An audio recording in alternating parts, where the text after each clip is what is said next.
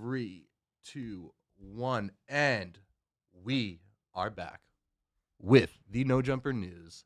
People didn't say it was going to happen, but we back. We are back. What is going on, guys? With us today, the one, the only, the legendary Trap Lord Ross in the building. Hey.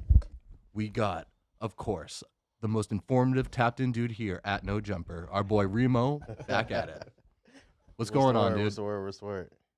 Our boy Flacco, who told us we needed to wait for him. He was going to bring the news. He's here to deliver. He's here to deliver as promised. Wait. How come Trap Lord Ross got legendary? Remo got most informed, and I got our boy Flacco. That's truth hurts, man. Because it's op activities, man. The jury is out there. We're waiting to see what you're coming with, Flacco, before I give you any titles. Yeah, man. We got to see how this first one goes. Mm-hmm. And we got the one hitter quitter, man. The knockout artist. Oh damn, this nigga here. We got our boy Creep joining us for this first episode back. What's going on, dude? Man, you know what it is, man. Wait, yo, like how come we spent like 3 weeks trying to find an MMA artist to get in the ring with 4Extra when Creep was here? Ooh. Nah, I was just playing, bro. I ain't turning nothing down with nobody, period, point blank. You do MMA? Joe homies, though, so like, yeah. Nah, so Flacco just trying to set you cool. up. I fuck with 4Extra, but I'm saying, like, I ain't turning nothing down with nobody, period. No? And Ross, the last time that you was here, you and 4Extra had a tense interaction. Some words were said that and it's kind of dumb too because like as I'm trying to recall what happened, the word that was said was a regular word, like I think you can say the regular word, Flacco. Right? You can say it now. Say it. Say it right now. Say it. Yeah, say it. Yeah. Sure. Crazy. No, What? Don't say that shit. No, I can't say it. I need to deflect it off me because if someone else says it. Creep You know is a not to prick, say it. So yeah, Nah, let's not say it. I said it by accident, and for the record, I just want to make it very clear. I was not directing the word towards anyone. I was more pointing out the context of like, oh look, somebody put the word in the background as a trap for me, and I walked straight into the trap, and it was no disrespect. And if 4Extras was here, I was ready so you to had apologize. no idea. You had no idea of what you were saying. Yeah, you I had can no get idea. The fuck up out of Keep here, it real. Though. Trap Flacco okay. live in our backyard. I don't know why he be playing like that. No, but listen. Okay, let me ask you this. Well, he knew though, because he read the chat and say, yo, see you like this spamming. Yeah, it did look a little calculated. No, but here's the thing: is like people saying like, oh, he does videos about gangsters. He got to know better, and it's like I'm not trying to say like I knew or I didn't know. It was more like in the moment I was just seeing it. I was trying to keep the content going. Like, oh, look at this awkward thing that's part of the video. And I said the word. I just wasn't you walked thinking. yourself into it for sure. But I wasn't directing it towards him. I would never call him. Obviously, I would never do that. Now I've deleted the word from my dictionary. I've deleted it from autocorrect. You're not hearing me say that. Bullshit. This sounds like an apology for me 4Extra. Listen, ain't that crazy too, right? That like words that are like regular words, like for example, right? There's like a gang where like their diss is Big Mac, so like you can't say Big Mac no more. Wait, for real? Well, how'd you order one then? Bro, listen, yo. You don't. We just need to stay. Listen, we just need to stay out of all gang business. Meaning, listen, bro.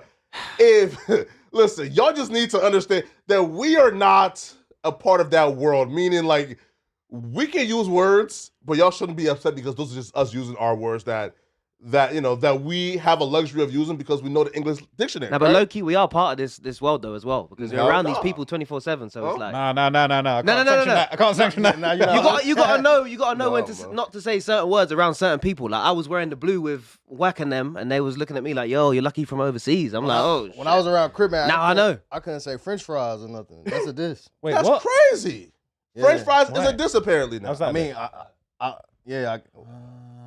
That's that. But you gotta imagine I found that out hanging out with but him. these people take this shit serious because they got people from their section who really done die. Like the same way, whatever your culture is, what it is, these people live and die by this. This is a culture to them. You get what I'm saying? So, like, nigga, they got friends, family members who done put their life on the line behind shit like this. So they take that shit just as serious as you might take whatever you take serious in your day to day. You know what I'm saying? No. But then it was for the record though, it was no disrespect, and like once again, I'd like to wholeheartedly apologize for any offense caused to 4Extras or the 40s at all. So y'all had a pretty even kill, cool exchange on camera, but then how did you feel? I guess after the fact when he did say, "Yo, I had to refrain myself from smacking him for trying to play like that." Yeah, I felt a little scared, to be honest, because he's a beast. He would absolutely destroy me in any kind of physical altercation. So I was pretty ready to walk it back and apologize and maybe maybe go into hiding for a little bit, to be honest. I was thinking today was going to be the down. I was thinking I needed to like bring a gum shield. You low-key happy he's not here. Bro, like he likes you, man. I fuck with 4 extras. That's the thing, bro. Yeah, I'm gutted that 4 extras not here, bro. onto everyone I know. Yeah, for sure. Right? Off the back. Off the back. Hey, so Huncho, Oh, that's D-Rod. Huncho, you here to take any phase for Traveler Ross? Whoa. I didn't say that, bro. I'm taking the fade for 4 extra, bro. I'm have to fade Honcho. I have to do back-to-back fades like Kendrick. We tapped in with 4 extra, man. Wait. But y'all kind of built the same, though. Low key, I got the wingspan too, bro. I got the wingspan too. I ain't gonna lie to you, but that don't mean that I want to be. I'm not trying to challenge you or nothing. You said it. I got the wingspan too, but 4 extra, man. We tapped in, bro. Look here, right? So look, before we even get into like our like first discussion, man. Now 4 extra is doing the fight. Now it was supposed to be this one-off vlog, but apparently Whack 100 is putting together an actual scheduled event. With 4 extra and a professional MMA fighter. I think he's like 3-0 in the UFC, right? So now I've said that it's a bad idea for 4 extra to fight an MMA fighter officially because the power and the mystique of 4 extra is, this super badass dude. He's super like machismo, like the fans fuck with him and they feel like, he's a superhuman, right? Because, he's 6'2", 7-foot wingspan. He's undefeated in county jail. So when, like, that right there is a great mystique to keep. But when you put that mystique in a ring with a professional fighter, you're going to come across looking silly because this is a person who's been fighting their entire life in terms of professional training, combat training, takedown training. So I feel like if 4 extra loses now, his mystique now goes away and now it becomes really hard to listen to in terms of podcasting.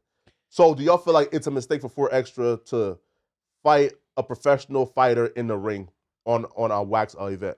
It could go one of 2 ways, right? Because if 4 extra gets knocked out by an MMA fighter you've never heard of, the aura is not going to be looking too strong. That's an aura killer. If he wins, though. But if he wins, and a 3-0 UFC fighter, that don't necessarily mean that they're too tough. Like, remember when, I swear, like, KSI be fighting, who's that guy, Pineda? That guy was like, he's 11. Nah, he wasn't a UFC fighter, though. But he was a professional boxer, but it's right, he was a bum.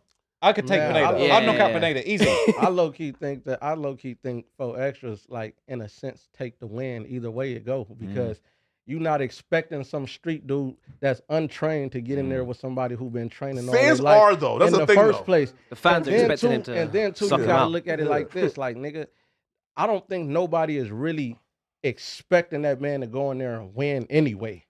The fans it's the fact that he got the heart to get in there with an MMA fighter in the first place after popping it the way that he popped it. You get what I'm saying? Nah, I feel like since he popped it like that, we expecting that nigga to win. I ain't gonna lie. He gotta win. You actually watch if he go outside in like a leg lock or some shit and he got to tap out, that's gonna be ugly. If he gets knocked out, I don't want to see that. I don't want to see that. Makes sense. The fashion in his loss, we should say. The fashion. The fashion of his loss. Yeah, the fashion of his loss. If you get grabbed. A split decision, okay. Yeah, right. Right. Listen, a split decision. If he make it that's to a That's a dub. That's a dub, low key. He got the W in my eye. Yeah, that's a win. But you get knocked out cold, and that image is, listen, for example, right? And Nate Robinson, bro, we ain't heard from him since, right? Listen, when that white boy knocked him out cold, when we would have thought, okay, Jake Paul has been boxing for a while now. Nate Robinson is a 5'8" basketball player. Jake Paul is like 6'1", 6 foot. Of course, Jake Paul is gonna win. But when you get knocked out like that, stone cold, and that image is out there, bro, it's gonna be really difficult now for you to come back and pop it. You feel me? For sure. Or destroyed, bro. Right? Gone. But though, man, speaking of the streets, okay, we gotta speak about one of the cardinal sins of the streets is no snitching. Drake said, "Nigga, please," all right, and apparently Drake. Well, say what? Drake's from the streets. According to Drake, he's claiming it. He's claiming it himself, wearing the gloves he and literally shit. just had that message where he said, "Where I'm from and my people, this is a code we live by." So Drake is living by a street code. Yeah.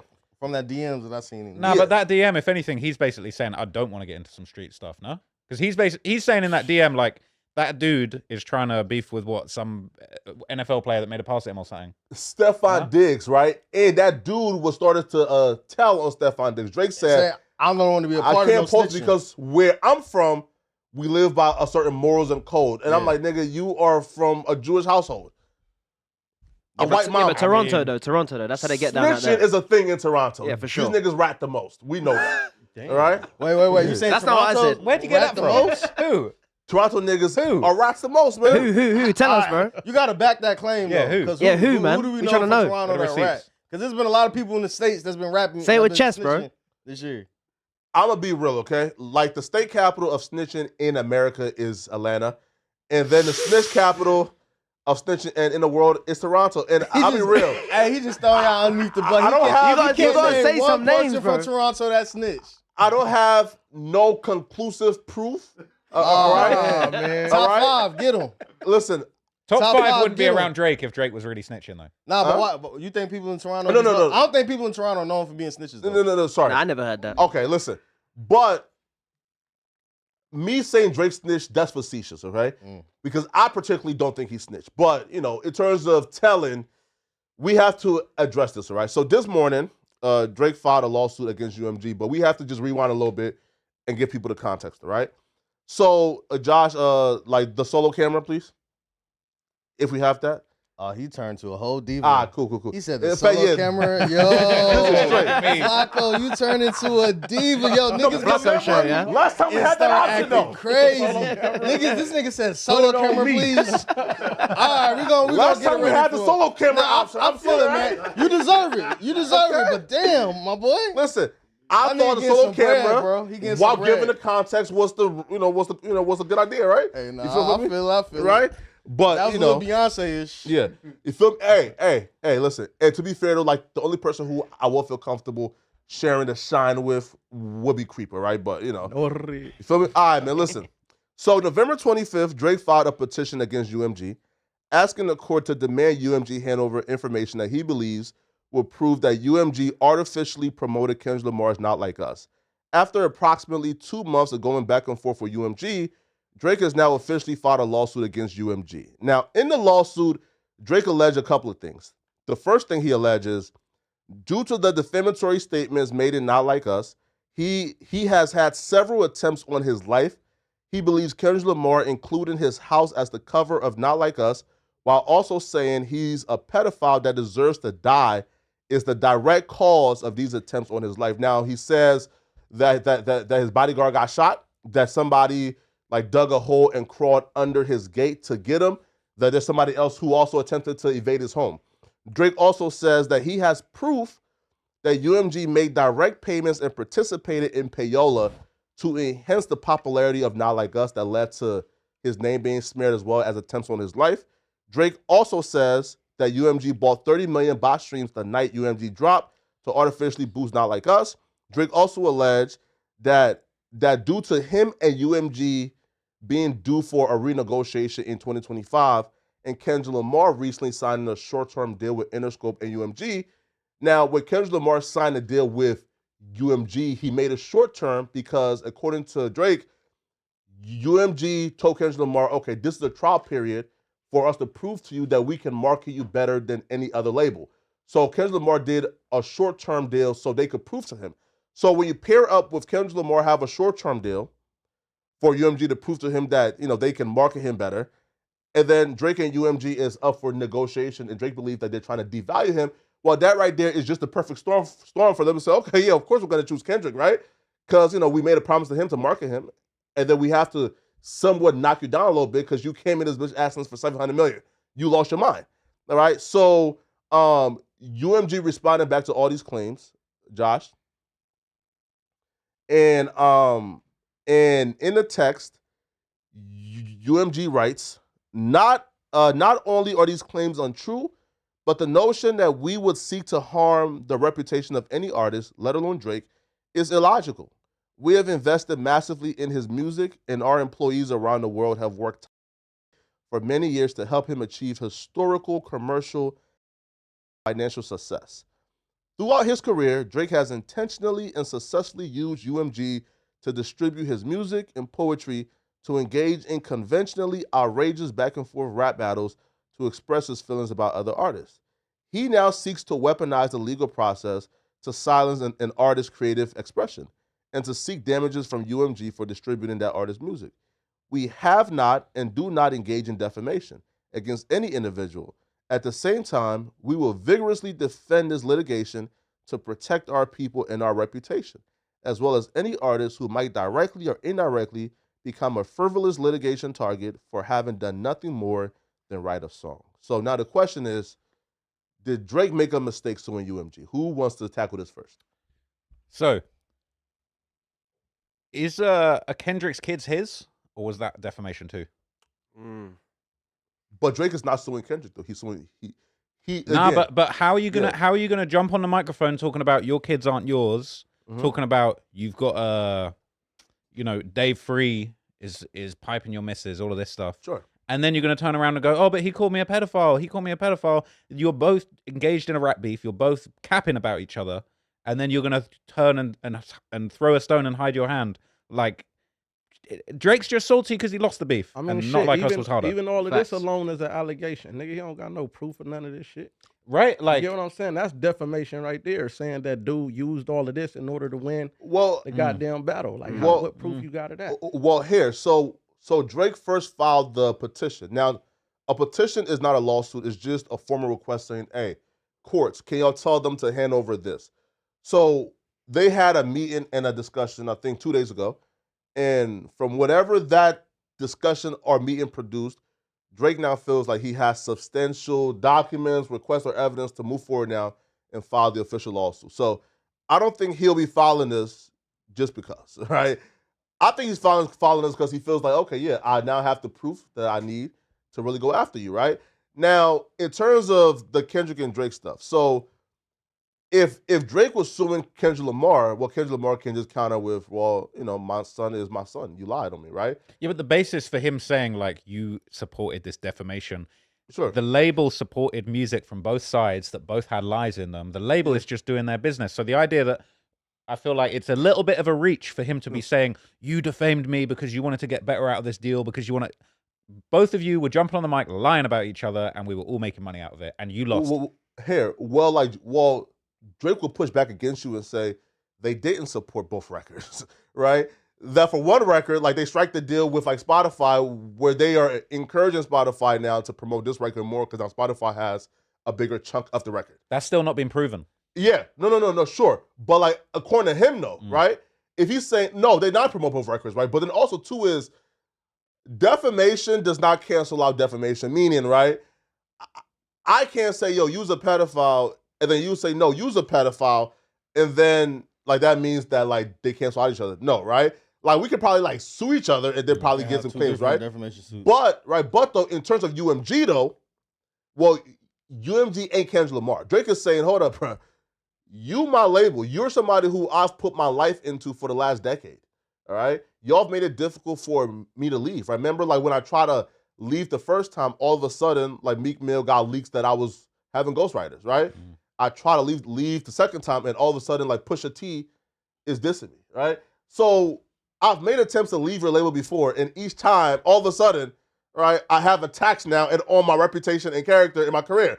So he believes, oh, hold up, bro. There's something here. And then in the league messages, and he said, yo, I'm doing this to fight for every artist because, yo, if they can do this to me, where this is not just a one-off thing, this is a trend where every time I try to leave this label or like, whenever I have less than like a year left, they do something to where somebody is now attacking me. So he's saying, yo, I'm doing this to protect any other artist from these vultures. Now, I don't agree with that's noble, but is it a mistake? Yeah, it's definitely a mistake. All right, for one, because you said that Drake's saying he's doing this for every artist to attack these vultures. Drake is the same nigga that's been in songs like praising Lucian Grange, which is the dude who's the owner of Universal. So, like, now he's a vulture and shit because you lost the battle. Yeah, it's all just because he lost. It's only because you lost, bro. And I feel like Drake suing them is maybe a way for him to get out of this deal that he is with them. I think Drake is bigger than being a part of a record label at this point. Drake could go direct to consumer. He could upload his music on DSPs and go. No, he can't. Yes, he can. Drake don't need in Universal anymore. No, he does. Why? Why would you say that? Sure, because, okay, for example, right, there's metrics that we don't have. For example, right, when we, like, talk about, yo, what's the metric to virality? What's the metric for a hit song? What's the value of it, right? What's the value of a stream? Like, for example, we've seen artists with $100 million, right? Who are independent, right? Like, for here, right? Give me an example of an artist. Sure, right? Again, not $100 million, but yo, Meek Mill is a millionaire, and he has access to the same tools they have access to, right? And he knows the same people in terms of marketing managers and everything in those buildings. But guess what? When, like, there's something much deeper than there than just a bag, meaning, yo, I can't pay my way right now for a Not Like Us record, right? There's something there that shows, yo, this hit song, there's a formula and there's a metric for it, right? There's a value on a hit song that only they know what the value is. Drake is saying, no, let us know what the value is, meaning this, right? Yo, listen, if the value is you leverage your, like, I guess, business and, like, relationship as UMG, the all lore, and say, hey, listen, yo, push the button and on this, then guess what now? We now know, okay, it's no longer about the dollar now, it's about the relationships, right? Who you know. Look, right here, right? Look. But that, okay, and then you don't need those relationships at Universal if you sign directly to an Apple or a Spotify. Exactly. Nah, you still need it, bro. They're the machines. Go to Sony and have the same success. Or he doesn't even have to go to a record label. Drake could just submit. Nah, I think he still needs the label, man. No. They got a lot of power behind them. Like, there's stuff like they were probably doing the botted streams for Drake as well. 100. Like, that's what the label's doing. I know the kid Balenci who was doing the botted streams for Yeah, and so it's Drake. When you have these resources, you have these resources, and if you have the money, then you can outsource these resources yourself. And I think Drake is to the point where he's that big. If Drake just uploaded some music on DSPs, people are gonna go stream that. No, listen. I think Kendrick Lamar right now, if Kendrick dropped his label and dropped his new project without DSPs, people go stream it. No, right? Hey, listen. Sure, there will be some success, but the success of what we know as it won't Drake, be the same level for sure. Hey, for example, right? We seen Chance the Rapper, right? When he was telling us, yo, I'm independent. When he wasn't, right? He actually signed a one-off, I guess, like exclusivity with Apple Music, who was now incentivized to work on your behalf. So we've seen it with Chance the Rapper, right? Who knows all the tools, all the personnels, all the managers, right? And we seen when he signed with Apple or did the deal with like Apple, they had us thinking this nigga was about to overthrow Drake as the #1 rapper on the planet, bro. Bro, when Coloring Book dropped, we thought he's next up. I never thought that. Right? No, that was the vibes at the time, though. I never thought that. He had as soon as that deal was over with, he disappeared. He was screaming he was independent. Don't get me wrong, I fuck with Chance the Rapper, but I never thought he was about to outtake and be the next. Bro, he was the guy, though. That was the narrative. I'm saying these legacy acts like Drake and fucking Kendrick Lamar. I'm not saying everybody don't need a label, but people like Kendrick and Drake who are already established and they got a fan base, at this point, they probably don't need a label. That's what I'm saying. I'm not saying the average person, rapper coming up, but like someone like Drake and Kendrick and people who got a huge fan base, they could go straight to DSPs probably at this point. No, right, okay. And I can see Drake trying to leverage this lawsuit to get away from Universal, and I don't know if Drake is gonna sign with another label or just do it himself. Hey, bro, now based on that theory though, right? When you hear now Drake also included Spotify in this nonsense now, right? Now, this is where some would say, yo, it's a mistake when, let's say this, right? That there is an avenue there for independence, and you say your Drake can just drop on DSPs, which I don't think so, because again, he doesn't know yet what the value of a stream is, what the value of a hit song is, and he doesn't know exactly how to obtain it, right? Now, when you include Spotify in this nonsense, and you think, okay, yeah, I'm about to drop on like DSPs and like go crazy. Nigga, bro, they about to blackball you off of every playlist. Again, though, and like this is not some type of weird theory. We've seen Spotify openly blackball artists off for like playlisting before. 6ix9ine got blackballed for snitching. Yeah, but 6ix9ine is not Drake. Right?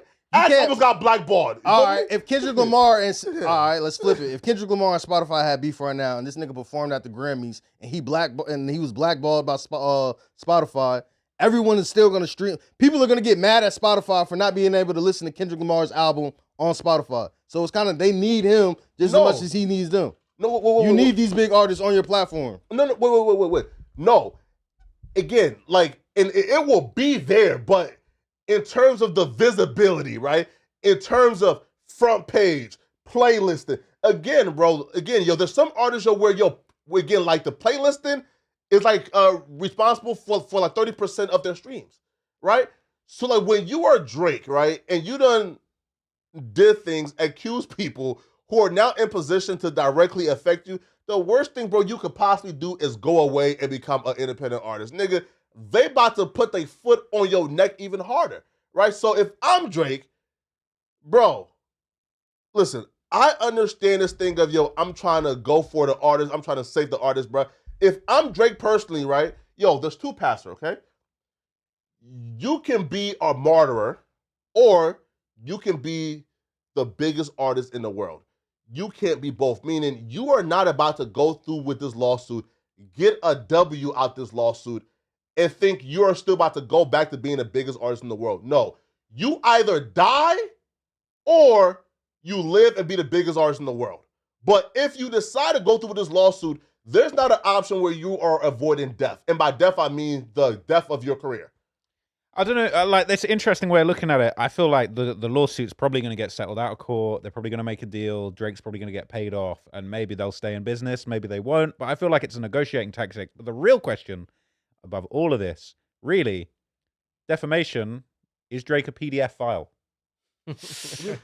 I personally, actually, don't think he is. You got him on stage hugging a 17-year-old girl in a state where apparently that's legal. That's not evidence of genuine PDF file attachment saving. Yeah. You know what I'm saying? And he hugged her. He did it again. People say like he kissed her. Nah, he definitely did kiss her, didn't he? I thought No, I seen listen. a video of him kissing her. Yeah, but wherever that happened, he was allowed to kiss her, apparently. He kissed her here, and here. Listen. Folks thought that he kissed her on the lips, but the girl's dad was in the audience. The girl, apparently Watch the girl's crazy, dad, apparently the girl's dad said it's no big deal. It really wasn't a big deal. I don't make it right though. Nah, Like, yeah, it that don't- make it right. She said that he didn't kiss her on the lips. Can we react to it?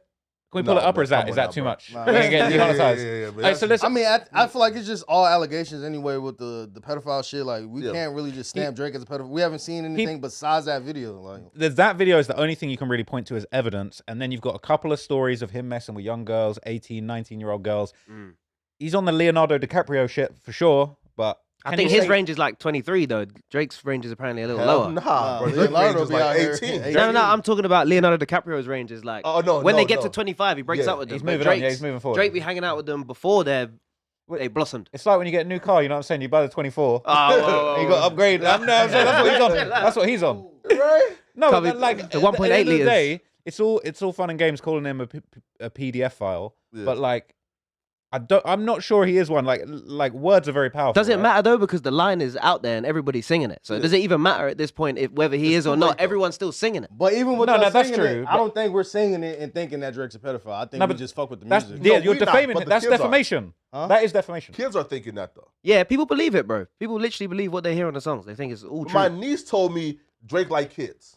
Damn. Damn. Yeah, I The mean, fact that a song- some kids might believe in that shit, but like I don't know. I think the average hip hop fan is not really taking the pedophile shit serious.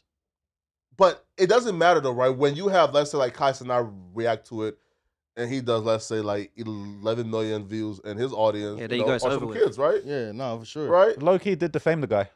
They kinda That's defamed him. definitely It's definitely defamation for sure. defamation, but at the end of the day, it's just like Drake. You know what you sign up for with being in this hip hop space. Hell So no. yeah, hell no, nigga. When you just said you live by this certain code and all type of shit, so now you're trying to do a lawsuit, but it's So- at Kendrick, but it's not at Kendrick. It's just like at the end of the day, you should have just sued Kendrick if you was finna do all this shit. I did not sign up for a 5'3" midget to stalk me for a decade, hating on me, dropping diss records simply because I'm winning and he's not. And then this 5'3" midget told my record label, "Hey, bruh, I'm probably gonna sign with y'all for like a short term.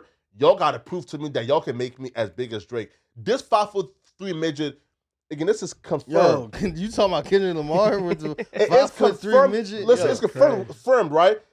These niggas in their studio got a poster of Drake in their studio on the up and come up, and Top used to say, "He's the standard. He's who we want to be." So this 5'3" midget. What are you, bro? The 5'3" shit don't mean nothing, bro. 5'3" midget done took out the tallest 6'2" whatever motherfucker in the game. No. Easy, light work. So like, what are we doing here? That don't mean nothing. And here's why it means something though.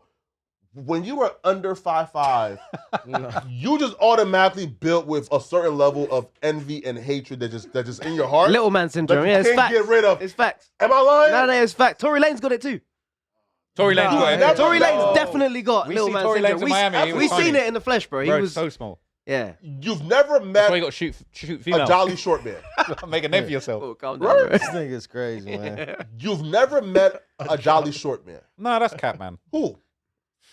Hey, I see him. Come on. I see him. Nah, I believe what Flacco says to me. No. You, what the fuck? You Wait, a jolly how short tall man, are you, Flacco? How did you get? Me? Yeah. I'm 5'8" with like these shoes on. Without the shoes The on. Balenci's added Huh? lots. Without the shoes. Without the shoes. 5'5". You're about 5'5". Hey, I'm 5'8". We might need a comparison, Flacco. I'm 5'8" as well. No. And listen, okay? I'm like 5'8" and 3/4 with these on. I'm 5'8" with it off. Listen, I just feel like this is the same thing as in the beef. The amount of times that Drake was dissing Kendrick, talking about my bars go over Kenny head, no matter what I'm saying, he's so short.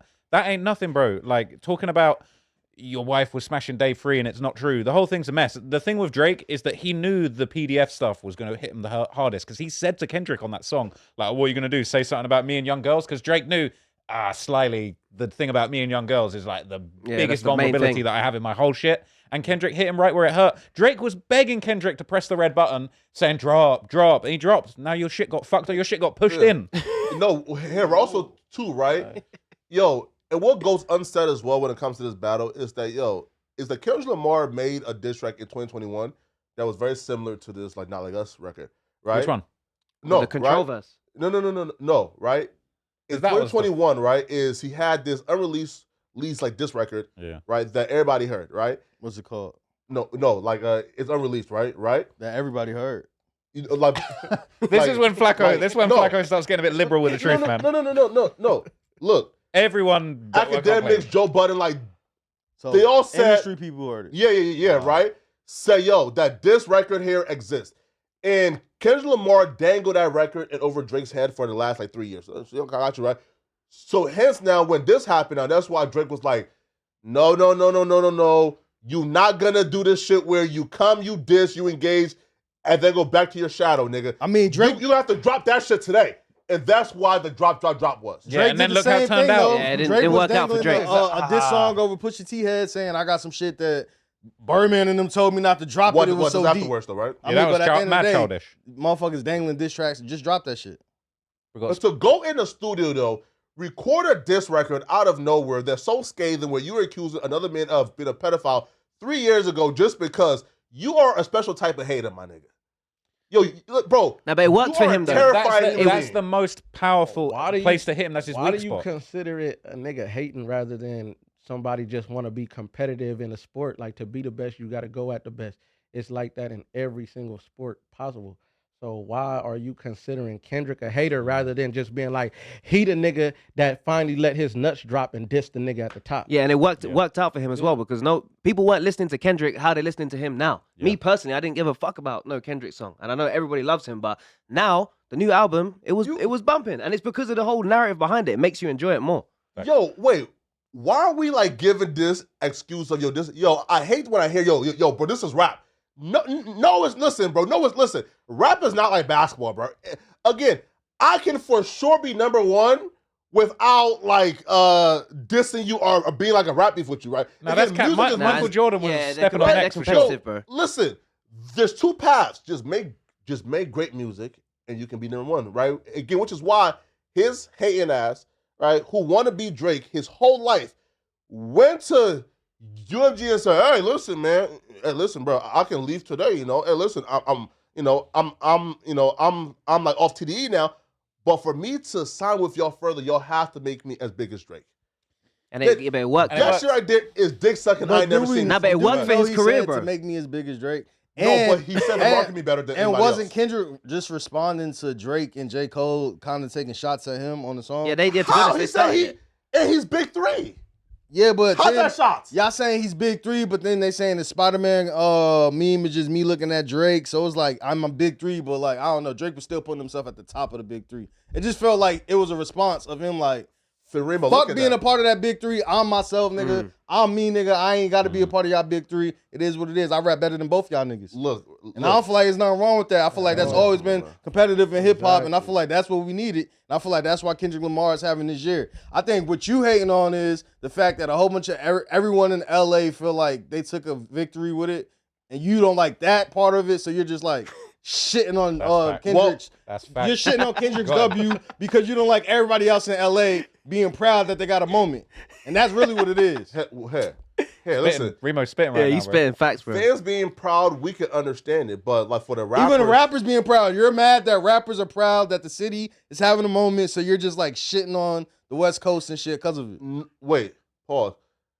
I'm shitting on Kendrick. Now listen, in terms of the West Coast moment, you've been shitting on the West I'm all Coast for it in general. All right, listen, I'm all for it. Yo, the West Coast moment, I'm all for it. The fans thinking, yo, we finally got that. I'm all for it. But like you rappers thinking that this is somehow a W for y'all, when we seen what the aftermath was, like you niggas selling like 5,000 copies first week, 12,000 copies first week, 20 something, bro. You niggas ain't about to like leap off of Kendrick Lamar's back into the industry. You niggas, listen, bro. In about a year, bro. Once Kendrick Lamar goes back to his hiatus for like 4+ years again, bro. Nigga, we will forget about y'all. Kendrick made it a victory for the West Coast. That's why he got the entire West Coast involved in the goddamn music video. It's when a crazy moment. That West Coast music back as well. He definitely made brought it it a back. victory for the West Coast. So what's wrong with them celebrating it? Huh?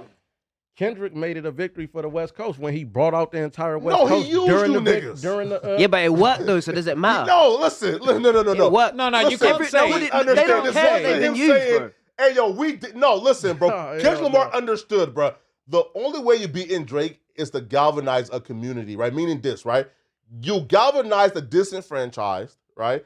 And once the perception is, yo, Kendrick Lamar is the leader of the disenfranchised, and they're going against this super huge conglomerate in Drake, and he's slaying the giant with the disenfranchised and on his back, and he's doing it for the culture.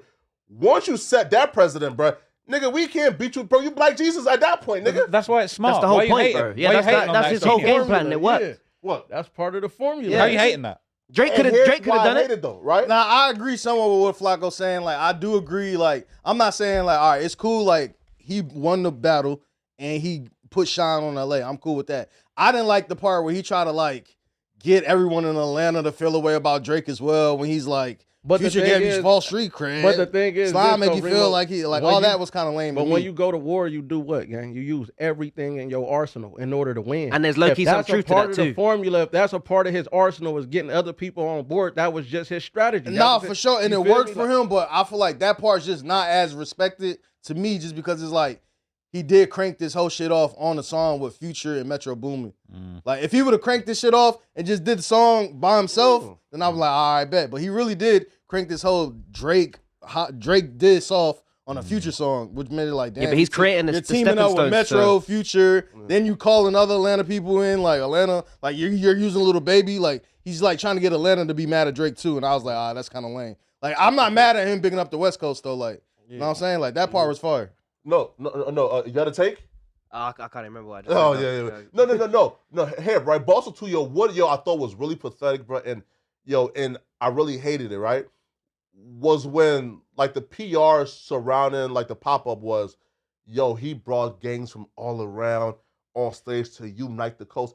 Bro, He ended the war, man. Bro, Peace treaty. listen, bro. That nigga ain't bring on no enemies. Again, bro, if you listen, bro. We're like If you 90% want blood. to end the war, nigga, bring on enemies, bro. Feel me? Right? I don't Bring think it's on gonna go- I niggas don't who's think it's gonna go beefing good. I think and that's put gonna up the flag and end it, nigga. I think he did just enough. That ain't ended no war for sure. He Yeah. did. Bro, he brought his homies on stage who just happened to gangbang. Yeah, but it was enough though. It was enough. It was enough for the clips. No, Everybody's it's his seen homies it. he brought on stage who gangbang. Dancing with each other. That's not uniting shit. It's just a narrative, though. That's just a Nah, narrative it is of promo. uniting it, bro. That's how they And all that's feel. fucked up, though. Nah, it was certain. You looking for People are really anything. out here No, dying but because of looking the for war. anything on Trying to Kendrick. fix the war. There's- on there. Yeah, it but was if you could- certain hoods on there that beef with other niggas on there, gang. No. It just wasn't No, as listen. big as you think it was supposed to be. But it was I'm talking about definitely- direct enemies. Bring them on stage and say, hey, bro, we done.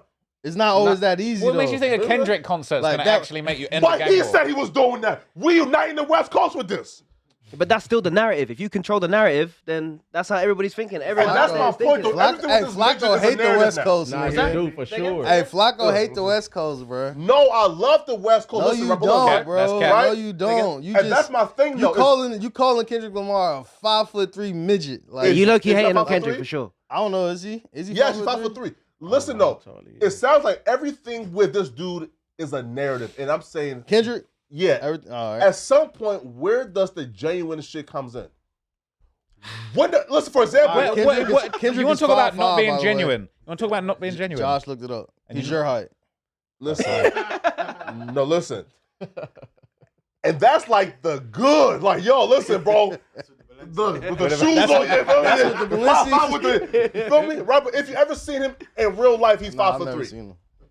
Bruh, what is it about Drake that you just love so much?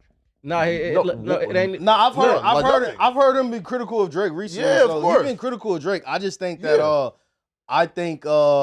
what it is, I think Flacco has this sense of hate for all the people. No, it's the West Coast hate that you have. You don't like that. Everyone in the West Coast make you feel like you're not a part of something. Like the whole not like us shit. You don't feel like you're a part of it, so you like. You don't want a jacket. I don't know. You don't want a jacket. That's what it feels like. That's the vibes I'm getting as well, bro. Wait, Paul. Listen. Let's just be clear here, okay? I'm culture. Again, all the niggas on YouTube making videos talking about I'm not. Those niggas ain't culture. I'm culture. Meaning, listen, bro. If you yourself, right, can come on a live stream and put together 2 coherent sentences to talk about hip hop, you not culture. You's a babbling buffoon, right? So like those niggas ain't culture. I'm culture. But then too though, why? So you all right? No, what you saying? You're West Coast culture? No, I'm hip hop culture, right? And what's Drake? You feel me? Drake is hip hop culture. Okay, right? But here's why I go so hard for this, right? Because the battle with Kendrick and Drake, the outcome is un-American. Meaning, bro, in American culture, in terms of the movies, in terms of everything we know, is what happens. The bully gets slayed. This cool, jock, tough street dude, he always gets slayed after picking a fight with the nerd, right? But when we have an outcome now where the street dude, the gangbanger, he won this battle after instigating, and then he's on stage teaching kids how to crip and blood walk. Nigga, that's un-American, bro. Right? Like, again, that's not an outcome that we should celebrate. You're in 2 different lanes at the same time, though, because on the one hand, I feel like really Kendrick was the perfect American underdog story. He wasn't. 100%. Drake is the guy that's at the very top of the mountain. He's got the most streams, the most love, the most accolades, the most charting songs. And Kendrick said, I'm a slay him. I'm the little guy. You take the gang context out of it. Now, if you want to talk about it in terms of gangs, really what happened is you've got a guy called Drake that be pretending to be a gangster, talking about he's got mob ties, this and that. Ain't really about it. And Kendrick exposed him for being a fraud. So it's like, both of those things are true, but really, it was very American what happened to Drake. He ain't even an American. Wait, see, listen, this is why, I can't even hate on Kendrick, because the PR is amazing. Somehow the nigga with the most Grammys, most awards, most accolades, that nigga has convinced the public I'm the underdog. Nigga, how? Nah, he ain't got the most You are the industry's darling. Nah, Drake got more accolades than Kendrick for sure. Yeah, Drake got way more. Just because Kendrick got some. Wait, what's worse though? The accolades that the fans chose in terms of streams and shit like that, right? His hits and his accolades are based on my records did well. Kendrick accolades are accolades from the Academy, the industry is giving me this accolade. I'm saying the nigga that's getting the accolades from the industry, that's the nigga who ain't the underdog. The people's champ is the underdog. Nah, that's cap, because Kendrick's accolades are for his great art. Like, people are like, oh, Good Kid, Mad City was a masterpiece. Like, really, has Drake got an album that slaps classic like Good Kid, Mad City? Yes. What? Yeah, definitely. What? Take Care and Views. Listen, also too. Up there like Good Kid, Mad City as a classic. Listen, I rate them, but I don't know. I fuck with it, but Good Kid, Mad City is like a Grammy. A classic for sure. Yeah. Listen, what's crazy? That's on another artistic level than nearly everything Drake. Listen, like what's odd too, right, bro? Is we talk about this year, right? That like Kendrick has had, like, oh my god, bro, you wouldn't take this year over Drake's top 3 year. Meaning, right? Again, you wouldn't take this year over Drake's Scorpion year, doing like 700,000 copies first week. That's why Kendrick's the underdog. The entire top 10. That's exactly proves my point. That's why Kendrick's the underdog. No, You're saying Kendrick's best year ain't even Drake's worst year. And that's why he's the underdog. That's why he slayed the dragon. Yeah, Kendrick is definitely the underdog. No, listen, bro. And you know that. Because you trying to call him the industry darling, but also saying ain't got the numbers. Right? Listen, if the fans chose Drake and the industry chose Kendrick, again, bro, listen, you were the number 2 guy. You were up there. This ain't no, hey, yo, Joey Badass is battling Drake and like he slayed Drake. That's an underdog story, bro. You are a multi-millionaire. You are regarded as number 1 or like number 2. You are quite possibly a top 30, top 40 rapper of all time. How's that an underdog story? I feel like the fans picking you is way more important than the industry picking you. And Drake had the fans picking him. He still has the fans picking him. Drake been botting. Drake been doing pop songs. They're like having like 100,000 pop fans that don't really F with hip hop. Rocking with you ain't the same as Kendrick. Like he's got the streets. He's got real diehard fans that go and ride out for every project. Whereas Drake fans are fickle. They're bots. They're just showing up. NPCs. I'll just listen to the new Drake. Sure thing, man. Hey, folks. Hey, listen, man. Do I think this will end well for Drake? I feel like no. Nah, hell no. Will it start a gang war in LA? Right. No. Already did. And if the outcome is, hey, bro, sue, get $1 billion and like disappear, do your thing. But in terms of returning back to the top, yo, like you already done isolated like the biggest like DSP in the world, bro. It's gonna be tough, man. But shout out to Drake, man. I think Drake will be back on top. I think he just needs, this is his off year. I feel like he needs to fall back. Don't drop music for a year. Just let the fans miss you and shit. I feel like you gave people enough timeless hits. He's still most streamed though, right? He's still the most streamed. He's still most streamed 2024, and I just feel like, like with all that we'll being see, said, 2025. Come on, bro. Like it's still fucking Drake. Like I don't think it's over with for Drake. Yeah, man. Yeah, I hear it. So let's move on to Cassie and Diddy, man. So on November 16th, Cassie filed a lawsuit against Diddy, accusing him of decade-long abuse, including sex trafficking. Diddy and Cassie settled their lawsuit to a rumored $30 million. However, according to yesterday, Diddy apparently just released tapes. All right. So like not released tapes, man, but handed him over.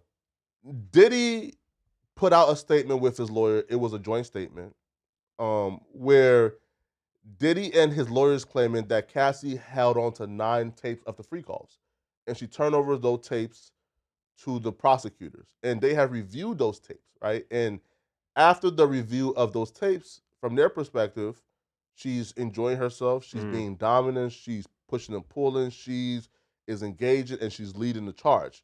So they're claiming, yo, how did I sex traffic her? Now, in terms of like the actual charges, let's get into the charges first, though.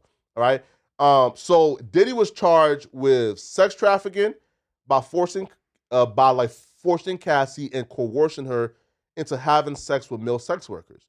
Diddy was accused of forcing Cassie through threats and by coercing her beforehand. So Diddy and his attorney is saying, well, just in terms of the sex trafficking, how did I traffic this woman, right? By drugging her or threatening her or being her up to do these things, when all the tapes that you guys have in your possession, you know, she's enjoying herself. So do y'all feel like that this right here proves that Diddy is innocent? This Who don't wanna prove, go first? this Nah, it doesn't prove nothing, bro. It doesn't prove nothing. They said Diddy, all the Diddy fucking evidence burned up in the wildfires, bro. So Diddy might be about to become a home. What's crazy too, though? Man. Bro, God don't like him because, bro, he was this close to getting away with everything. Because the feds came and took, what, they said like 3-4 boxes of like tapes. Yeah. So like, yeah, and like, which is why too, though, I see this as complete PR. Because the feds got like 3 boxes full of tapes and you point out that 9 tapes like showed her having fun. Here's what I'll say that I think is interesting about this. Diddy has been quiet for a while, been sat in jail. Okay, the latest story that's come out is apparently he was in there with 6ix9ine, and 6ix9ine put him on the phone with academics, and they all had a conversation to basically say, you need to put your narrative out there. You need to kind of push your version. You need to fight back. And now Diddy's fighting back, and he's saying, no, the whole thing was consensual. It was all good. Here's 9 freak-off tapes. Just these 9. Don't worry about the other tapes. Yeah. Check out these tapes where she's looking like she's having a good time, probably off the molly. Like having a great time, looking like she's having the time of her life. That don't mean that you weren't trafficked. That don't mean that these sex workers weren't coerced to be there. That don't prove nothing. Well, that don't prove nothing, bro. Just sending these and being like, look, she looks like she's having a good time. Just because you've had a fun, consensual time 9 times doesn't mean that you didn't do something awful 5 other times. You know what I'm saying? And look, man. So first, let's say this. All the tapes look like she's having fun, even if that's the case, yo. She didn't look like she was having fun in that hallway when he was beating on her. That didn't look fun for her. That didn't look fun. Listen, bro, even if all the tapes show the exact same man, listen, bro, how a victim behaves in the presence of her perpetrator, I put no stock in. Yep. I don't give a fuck if she's on those tapes sucking a dick with both hands, got the lip action, the tongue action. Sounds about right. Like, I don't care if she's giving a gawk 3000, she's spinning on the dick. Bro, I don't care. Yo, how you behave in the presence of your abuser, to me, plays no factor in how I view that interaction, right? Facts. That could be you acting, meaning, yo, you have to act like you enjoy this shit, or else when this shit is off, nigga, like, right? Like, as soon as my post-nut clarity comes in, I'm beating your face in. Yeah, right? Crazy. Right? So, no, I don't put stock in this, man, but, bro, I don't understand why Diddy, like, continues to fight. Bro, it's over with, bro. Listen, bro, like, the public narrative has been set. Right? Here's the thing, though. Here's the chance that he actually has. The charges, low-key, aren't that bad. It's trafficking, male sex workers, trafficking prostitutes. Like, really, the charges... No, because R. Kelly's charges was worse. R. Kelly's was like, R-word, underage girl, right? Yeah. No. Wasn't it? No. Like, the actual indictment was So he was not indicted for sleeping with underage women, and he was indicted for being the head of a criminal organization that trafficked women for sex. Meaning, for example, right? Because the youngest person on his case was a 17-year-old girl, I think, in New York. Well, 17. Well, in R. Kelly's case. Yeah. But he beat the other underage one. Yeah. He beat that case time ago. Right? Right. And look, and 17 where he was at was legal, right? Like, so like it wasn't. Same as Drake.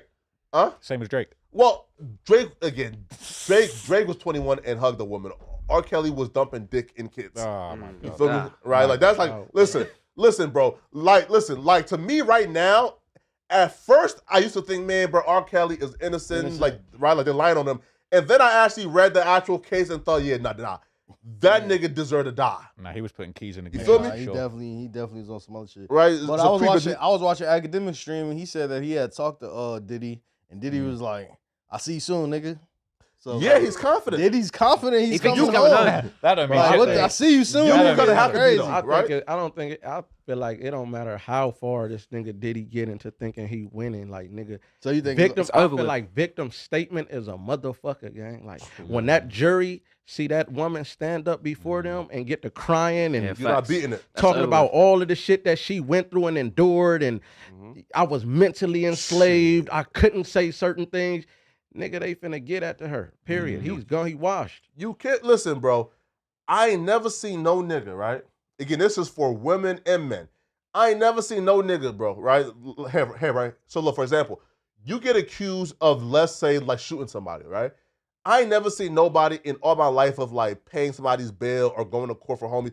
I ain't never seen no nigga get accused of shooting somebody, have the victim come to court and say, yeah, he shot me, and beat it. It's never happened. Yeah. Right? Like, bro, it's never happened in my life. Yeah. I've never seen it, bro. Victim statement is crazy. Right? Especially by her being a woman. Like, Oh, my God. Nigga, if there is even one female on that jury, it's game over for Diddy. No, listen, though. It is past that. Imagine convincing a jury after showing the tape of him kicking her face in. Yeah, it's over with. Imagine he convinced the jury that this woman did anything consensually in y'all like relationship. Yeah, and then you got to watch 9 freak-off videos where she's having a great time. You feel me? No, here though. But though, he did have some type of like, I guess like some type of like break when apparently like the feds leaked that tape to like the public. So like because it got leaked to the public early, that may not be admissible in court because like you feel me, right? Like it done smeared the, I guess the thought process of like future jurors. I think they'll still use it though. I feel like what they'll have to do is just find jurors that aren't aware of that tape. That's gonna be hard though, because a lot of jurors It's fucking Diddy, seen man. that But they shit. got to find a juror that's basically not aware I of think Diddy. the case is just too high profile for them to say that they didn't see it or aren't aware of what's going on. You I know feel what like though they be getting a huge jury pool and just trying to find just some old dude from New York that don't give a Not nothing tapped about in at Diddy all. and just I don't know. But it's not looking good. I feel like he's definitely cooked. you know what Diddy's like. He's on the whole positive love whole thing, but all that stuff. So you can imagine him in jail hyping himself up with 6ix9ine. Like imagine them two in a cell. In a cell. Whoa. Pause. No, but, hey, I can see it. But imagine them two in a cell. 6ix9ine talking about like, no, you got to fight this. Like you got to stand up for yourself. Like sometimes you just got to beat the charge. 6ix9ine is a pretty nigga though. So you going with the intersection? 6ix9ine knows how to move in jail. I for mean, sure. I don't think Diddy making a statement or defending himself helps his case at all. Like the judge don't consider what statements you making publicly from a jail cell. Well, no, bond too. No, right? It hurts because you got bonds. Like so, like you trying to get bail or trying to get bond, right? Because again, like he could still just keep reapplying. So like you trying to get bond and like just looking at bro, like you already like in jail trying to like change the public perception. Imagine, bro, we release you. Bro, you about to like do all type of foul shit, bro. Like, you about to start and then it might have the same effect like with the Tory and Megan shit. Like you just gonna have females saying like he's defaming her and he's this and he's that, putting, you know what I'm saying? Like just basically like trying to fuck over her name by defending himself. You get what I'm saying? So it's probably best that he do just shut up because the law is gonna take that and twist his words and Diddy says this about it's over with for him though anyway. It's over with. There's no coming back from this, surely. Of course. You see, I think like part of the reason why the judge even granted the restraining order for Tory was just because he kept speaking about it publicly. If he would have just shut the fuck up and took his lick, I don't think the judge would have had no reason to grant it because she was going off the basis like, I think he'll do it again. Like, why would you think he'll do it again? Because he's constantly speaking on something that he's already got convicted of. He ain't let it go. So because he has not yet let this situation go, I don't know what he's thinking to do to me when he get out. Well, to be fair though, like Tory will shoot her again though. Oh yeah, 100% at this point. Bro, fan. Yeah, this nigga said Tory. Fan, listen, bro. Fan. There's people who like go to jail and they're contrite, they're apologetic. Tory seems like he's on the opposite end of the spectrum. Like he's more like emboldened than ever, right? Because he understands the public hates Megan, right? So Tory don't strike me as like the type of dude to like get out of jail at this point where now he's a public hero. I don't think and to leave her alone. Huh? I don't think he's public hero is crazy. All this shit just sound it just sounds too much like a movie to me, gang. Like, yeah. Nowhere in the world do I think a nigga gonna point a gun at a female and say dance bitch. Have you ever met dance bitch? And y'all sitting in the car, how she gonna dance, nigga? I don't know. Tory got that little man syndrome though. Outside the car. When that part happened. Hey, Tory, another 5'2". He's got that temper on him. He might have actually said it. I don't think he shot her either. I mean, listen, bro. Nah, that apology. 5'3" temper, West Coast influence, man. That apology the next day though was damning.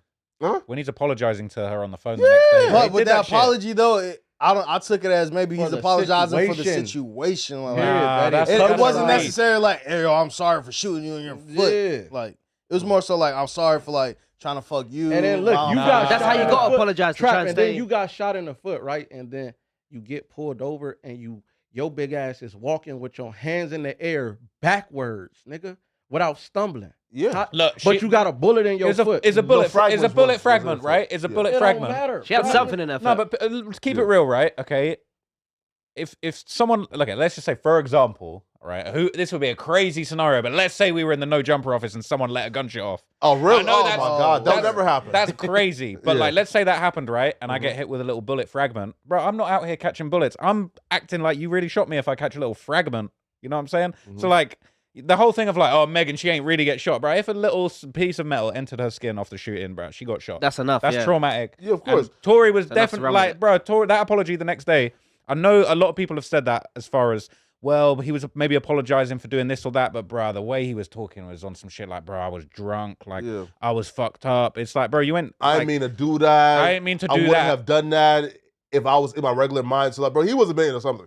If it was just an argument, he would have thugged it out. Kylie and you, if I was, that's what I took it as. Nah, bro. Nah, but deep down, bro. Deep down. I don't know. I find it hard to believe. But she got shot. The bullets went. Listen, the fragments. Listen, bro. I was at court. I seen the pictures. The fragments got pulled out of her feet. Again, Tory has good PR too because Tory has convinced people that the gun went missing. The fragments don't. No, the fragments aren't missing. The gun ain't it's so right. What ruled the homegirl out though? Fam, listen, bro. Right? Listen, bro. Megan is saying Tory shot me. The homegirl's initial police interrogation, if you play it back, she's saying, oh, Tory shot her. So 2 out of 3 people that was there saying, yo, Tory shot her. Tory never even said the girl was shooting. If Tory really didn't do it and he wanted to get out of this, he would have taken the stand and said that either the other girl shot or someone else shot or whatever, or they were fighting over the gun. The fact he didn't take the stand, he thought, oh, I'm just going to beat this. Yeah, this is going to be great. I'm a pass. I'm a pass no, also, I think it's street code. I was just going to say that. I don't think that nigga was going to get up and say Shorty did it. Like, yeah, now look at him. Now look where the street code But I'm just saying, though, it's just, at the end of the day, if he want to come out and still have his rap career, on top of that, he's not going to go on the stand and say, I didn't shoot Megan initially say he didn't do it? He was never a Tory gangbanger. Definitely considers himself a street dude. He considers himself. I might consider myself a street dude. But after moving to the West Coast, he became. Listen, bro. There needs to be a study done on like the grip and the hold that the streets have on people when they come here. Right? It's facts. Right? Because Tory was an R&B singer. Right? And then Tory Lanez so is Chris Brown. Man, you got all types of R&B singers who on bullshit. Trey Songz, another one. Nigga, he gonna get right with the program, gang. Bro, look, bro. I swear to everybody. When the Trey Songz era comes, meaning like, yo, when that Trey Songz era come, it's gonna be worse than Diddy, R. Kelly, combined. Bro, it's gonna be worse than Diddy, Epstein, R. Kelly, and Harvey Weinstein combined, bro. He's a wild boy. That nigga, oh my God. That nigga Trey Songz. Oh, that nigga. They're already trying to get him out of here, but like luckily, I don't know, something happened, but I feel like in the future, he gonna have one of them documentaries coming too, for sure. Yo, bro, listen, you know like how I knew that Trey Songz was just unbelievably cooked, right? Yeah. So there was this like famous, like she's like a famous like rock star. Like again, she's not even in hip hop, just a famous rock star, right? And they were at some like at somebody's famous like wedding, and she said, "Yo, we are at the wedding, and Trey Songz is eyeing me all night and shit, right?" Mm-hmm. I go to the bathroom. I come out and there's Trey Songz, and he grabs me and like he kisses me and start like grabbing, and I was like, dude, chill, right? And then he said, fuck you, and left. So when you're doing this to people, even outside of hip hop, listen, bro, like the groupie hoes in this culture, bro, like, bro, listen, yo, like again, they scandalous, right? For example, Selena Powell saying, yo, bro, like, you know, he pushed me in the tub and he pissed on me. Yeah. Bitch, fuck you. Right, listen, right? Bitch, fuck you. Again, even if he pissed on you, to me, that's like the least. Listen, like, yo, that's the least of the consequences that you deserve. Meaning, bro, listen, bro, like, you done mock people like dead children dying, like you done said the hard ER. Yo, Selena. But she's truly one of the most despicable human beings to ever grace this earth, right? I didn't even know she was doing all that. So her abuse stories, I'm not even putting stock in. But when you have somebody who's not even in hip hop, like a rock star white lady, who like, yo, she was hesitant to even tell the story on the podcast. That's how I know, okay, yeah, nigga, like, yo, you's a monster, feel me? Right? But speaking of monsters, speaking of monsters, man, come on, monster news. All right, LeBron James. Okay, I thought he was Drake was the monster. He's out here on the 2-man. LeBron James. I think LeBron's the monster now, yeah. Well, okay, so look, Drake did some sucker shit, and I mean, not even Drake. Academics did some sucker shit. Well, hey, you might got act, but come on, bro, that was kind of crazy. Yeah, he's snitching on the man them. Hey, come on, man. Hey, we are about to get there, and it might be a heated, and debate, No, but come on, let's keep it real, right? It's basically a LeBron kind of diss, kind of like broken heart song. Yeah. Where's all the Kendrick energy? You've been suing people. Where's your get back for Kendrick? Where's part 2, round 2? He's too scared to you're gonna, let me turn around and diss my boy who I used to run 2-mans with. That's crazy, bitch move. Man, hey, right? So look, he's ignoring, the 5'3" midget, man. So look, Drake dropped Fighting Irish Freestyle. No, wait, just before you go into it, man. Yeah. Just imagine, right, as you say, like an angry midget, however you want to put it, right? Dissing you, calling you a PDF file, and you go, all right, I'm going to get my lick back. I'm going to diss my homie that danced to the song. That's the lamest shit ever. Well, no, he engaged in the rap beef and then decided, it's no longer fair because my label is doing everything they can to make sure this song. My label's doing everything they do for me for this other guy, and now I'm mad. I want to just take my basketball and go home. Well, here. So like, it's like everything they used to do for me. Yeah. Because we're in again, which you know, It's smart by UMG. Listen, bro, if you come asking for $700 million because you feel like you are at the top, well, maybe we, have to bring you to like third place. No, I don't think. No, he's worth 700 budget. I don't think bring back to the top. I don't think UMG would have like did all that to put Kendrick over Drake, just because I don't think that they believe that Kendrick would hold the longevity that Drake holds. So I feel like over time Drake would have brought more money back to that label than anything they could do for Kendrick. Kendrick got a habit of dropping something. It might be a great body of work. It might be, regular, that's subjective. But once he does, he goes back into hiding for an X amount of time. You get what I'm saying? Whereas Drake drops consistently. You get what I'm saying? So I don't believe that UMG would have thought, hey, let's fucking demote Drake and promote goddamn Kendrick. It just don't make sense because of the longevity of it, the money. You know what I mean? Right? But that's a scam, right? Is this? We are renegotiating, right? Instead of giving you right, for example, right, NBA teams, right, like do the exact same thing, right? Listen, instead of giving you like the number 2 option money, well, we just, we play with your minutes. Instead of 30 minutes a game, we give you about like, let's say like 22 minutes a game. And then, now you like go from like the second option, which gets about $35 million a year, to now you're the 4th option. And now, we can now pay you 15 to 20 million. And then the following year, as soon as you're locked in now on a cheap deal, we put you right back in as the second option. With Drake and Kendrick is, listen, we're gonna just briefly put you from 1st to 2nd or 3rd, get you under a cheaper deal, and then, hey, we put you right back on top, and now guess what? We getting more bang for our dollar, which is what I think happened. But let's move on to the LeBron shit, okay? So Drake dropped the Fighting Irish freestyle this week, which many believe is a diss track to LeBron James, and that's because LeBron James' high school mascot was a Fighting Irish, all right? Now, in this freestyle, Drake threatened to destroy someone's public image because they switched sides and betrayed him. Many believe this person in question is LeBron James, because in a leaked IG DM between him and Griffith, Drake writes, UMG promoting Not Like Us is like Nike promoting LeBron James cheating on his wife. Now, DJ Academics appeared on stream later that week accusing LeBron of cheating on his wife with women that Drake recruited for him while they were in Canada. And Josh, if you could play that first clip.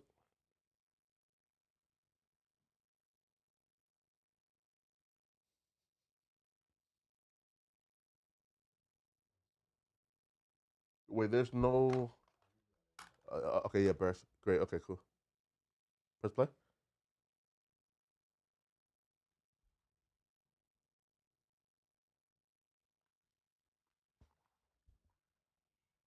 Let me just tell you what I've heard. Yo, LeBron, you and Drake used to go on 2-mans, okay?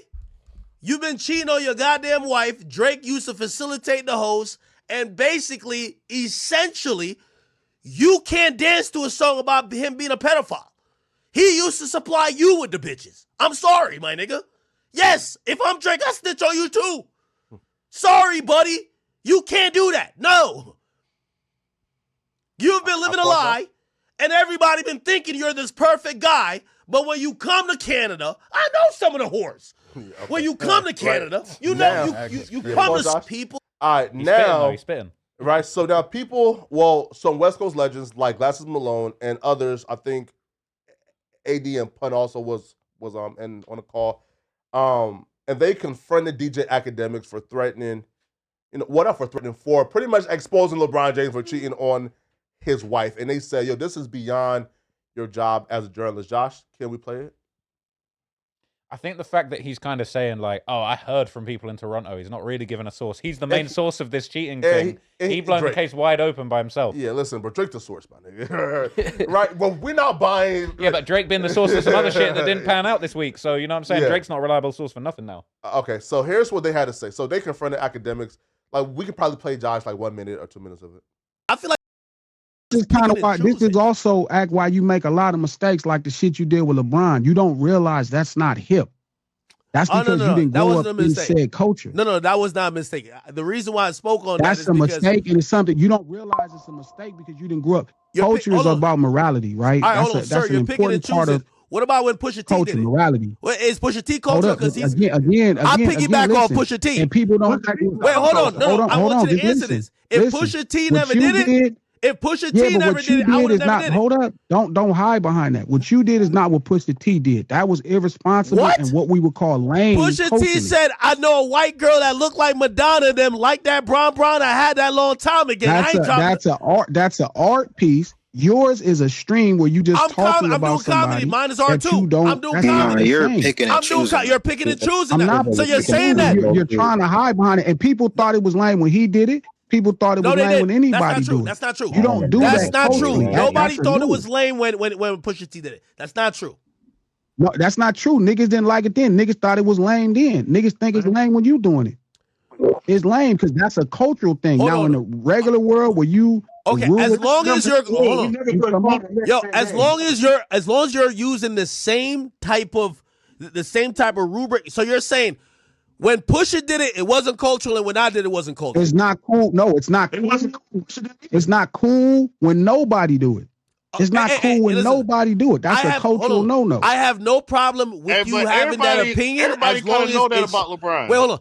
I have no problem. But don't nobody. Wait a minute. Yo, here's what I'm saying. What the fuck are you talking about, man? Yo. Nigga, I'm Eskimo brothers with LeBron. What you mean? This is getting crazy. Yo, hold on. Why with the bus, bro? Hey, by the way, I have. Yo, hold on. All right, so the main question is Ack exposing LeBron James for cheating on his wife going out of the scope of journalism, or you can take it wherever you want to take it? So let's start off with Remo. Yeah, me personally, I think that was an L move. L on academics' behalf. I feel like, I mean, even if people did know that shit, and I've heard the rumors, we all heard the rumors. Of course, you know what I'm saying. But like the Sophie chick from like Call Me Daddy, she's left, but she also exposed LeBron James a year ago when she came on the podcast and says LeBron cheats on his wife and makes him sign NDAs. All right, cool. So when we have people doing that shit, I feel like academics, you doing that at the, you know what I'm saying, on your platform during this Drake and Kendrick battle. Everybody already been saying that you've been dick riding Drake the whole time and shit too. So when you come out and you say this part, it just adds more to where people are going on. People just look like Drake just told you to say that shit, and it look like Drake is passing messages off to you. I'm not saying that's the case, but I feel like that was just a bad look to say. I don't know. I don't agree with you saying that shit. I think that's an L. Yeah, facts. That's breaking the man code. Even if that's what LeBron is doing, you shouldn't just be putting his business. You don't want to be putting no man's business out there at all, bro. It's not cool at all, man, to be snitching on a man. Them. Even if what LeBron's doing, heavy. I love Act, but like nah, that was an L. Yeah, even LeBron doing what he's doing, like we know a million men doing this type of shit, and everybody just kind of turns a blind eye to it. For Act to be coming out saying it the way he said it, it was low key a bitch move. Like it was just to benefit Drake. I feel like, and Drake probably likes that came out for his diss record and stuff. But at the same time, you don't be putting out that type of business for anyone, bro. It's not. It's to me, it's the same like snitching, really. Oh, that is snitching. Yeah, I'm like I'm kind of in the middle about it. Like I feel what they saying, like as far as like the bro code shit and all that, like because it really don't have nothing to do with nothing. But then I also feel like nigga, you side with him, you die with him. So I feel like the same way I went into the whole shit about like Kendrick using everything in his arsenal to win. I think that's the same shit Drake doing. Like nigga, he got this nigga Act as a resource to be able to do shit like yeah, but this. People looking at it like it's corny though. He went into his bag and used his resource. But it's a corny resource. You standing on the opposite side of me, gang. Watch what I do to you. All right, let me ask you this, Creep. You were on whack and shit. You know you on whack. If a situation came up, you ain't finna break man code to defend whack, but you'll do other shit to defend whack. I mean, yeah. I think, nigga. Fuck is you talking about? I mean, it really just depends on the severity of the situation. You ain't finna break man code to defend whack, but it depends. You're not finna do that. It depends on the severity of the situation. But this situation, that's why I'm saying I'm in the middle on it, because this situation, it was nothing in between Drake and LeBron outside of LeBron just dancing to a song. So I don't think he should have took it that far over something that small. You get what I'm saying? But I'm saying, let's see. I feel like it. Oh yeah, you got it. Here, see this. See this right here. To me, now Act did nothing wrong to me, not at all. But because black men view what Act did as wrong, to me is a form of self-hatred within us. And here's why. What? Right? All right, break that down. When we look at wait. Let's repeat what you just said. Sure. You said this is a self-formed hatred of black people because thinking what academics said about look, right? corny. Right. All right, break that look, down. Academics did nothing wrong. But black men or black folks even thinking what academics did is wrong is a form of self-hatred, and here's why. See, when we view academics on stream right now, especially on YouTube and doing this thing, to 20,000+ live stream viewers. I think this live stream had about like 40, right? Mm-hmm. Right? When we see this, instead of us putting it in the real perspective of academics is one of the greatest journalists of this generation. Academics is a hip-hop media GOAT. Academics right now is hip-hop media. He is culture. He's the leader of hip-hop culture and hip-hop news. We don't see it as that. We automatically see it as gossiping nigga on stream, which is not how we're supposed to view it. And here's why. No, it's the way he brought it out. The way he brought it out is different. Keep going. Wait. Come on, no, bro. Okay, right? No. Right. So one, us even viewing this man who's the greatest journalist in hip-hop media history as a gossiping nigga, that's one right there. It shows that you don't value what that black man is doing. That's one. Two is this. You're glazing. What? No. Okay. Two is this, though. Right? Again, two is this, though. Impossible. The scope of journalism has always been this. When them white folks exposed Tiger Woods for cheating on his wife and they blasted it and on the news and they talked about it, nobody said, bro, this is messy. Nah. Man code, that's nigga. different, bro. Man code, nigga. Nah, man code, nigga. Nah, man code, nigga. They not friends with Tiger Woods, bro. Crap, he ain't cooking. Our people wasn't in tune with that shit. Yeah, yes, they was. We don't even look at Tiger Woods like exactly. It's completely different. All right, hold on. What we were mad at when Kobe did that same shit to Shaq, we thought Kobe, rest in peace, my favorite player of all time, we thought Kobe was a lame for doing that shit when he threw Shaq underneath the bus. He was like, Shaq, she's on my wife too. Kobe ain't no journalist, though. That's your teammate. No, okay. But it's the way you deliver it, bro. In our culture, we look at that as lame shit. No, that's teammate lame shit, though. All right, all that shit you said about Act news anchors, Act number one hip hop journalist and all that shit. Yes, we all know Act is doing his shit. It's journalism. But you can be a journalist, but also it's levels to journalism. Like you don't have to just throw fucking LeBron James underneath the bus because you're mad that your favorite rapper Kobe got exposed, and again, and like nobody said, yo, Fox News, you niggas is being messy right now talking about Kobe cheating on his wife. Fuck wrong with you niggas? No, it's journalism. Nah, because the journalists, they're not friends with the people, bro. Kobe, he was messy for that. The journalists, they're not friends with the people they're talking about. I can't friends with LeBron, no. Huh? I can't friends with LeBron. Yeah, but he's friends with Drake though, and for him saying it is yeah, but Drake dissing LeBron, so Act's riding for his boy. But that's exactly. But as a journalist, you don't take sides, right? You don't take sides as a journalist. Do you take sides as a journalist? Do Fox News they take sides, or are they just saying the story? Fox News for sure takes sides. Okay, but journalists in general, bro. They do be taking sides. Journalists in general, not academics, like news reporters. They don't take sides, right? They kind of do though. And they do take sides. They kind of do. But the way they deliver it is not in a joke. The way they deliver it is not in a jokey way, in a funny, comical way, like academics did. Right? Listen, right. So look, it's different. It's a difference. No, here, right. So look, it's only in hip hop and among niggas, right? That we have this thing where if you are biased, like you can't be like a journalist or a media. No. Biases usually play into what you choose to investigate, meaning this, right? Hey, yo, listen, here, for example, right? Yo, look, I like academics. So hence, if, you feel me, right? You feel me? And if a bitch comes to me with a story about Act, I don't want to hear it.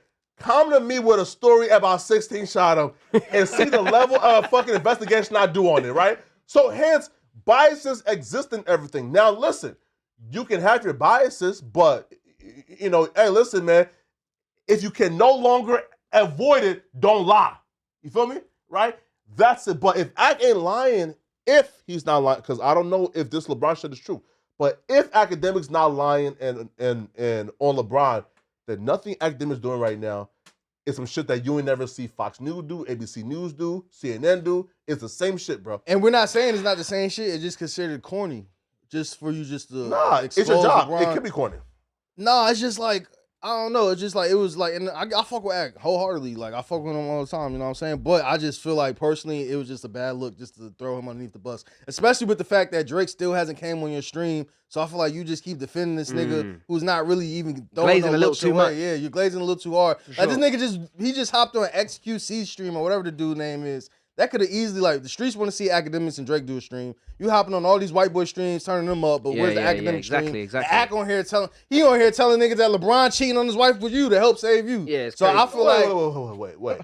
Why is it automatically, Act is doing this for Drake? Why couldn't it be, Academics is a journalist. He just got a really juicy story, and he's telling the juicy story. I heard Academics say it was a juicy story and that he's not doing it for Drake, and Drake didn't tell him that, but I don't care. The general consensus of how it looked like he's doing it for Drake. It's slimy. He has been siding with Drake this whole entire battle. So once you do this shit, it automatically look like you're doing it for Drake, regardless if Drake hit you up or not. I heard Act say Drake didn't tell him to do it. He did this on his own merit. Now that part, I don't believe that Drake ain't telling you that information. Like, listen, Russell, look, like you are kind of right?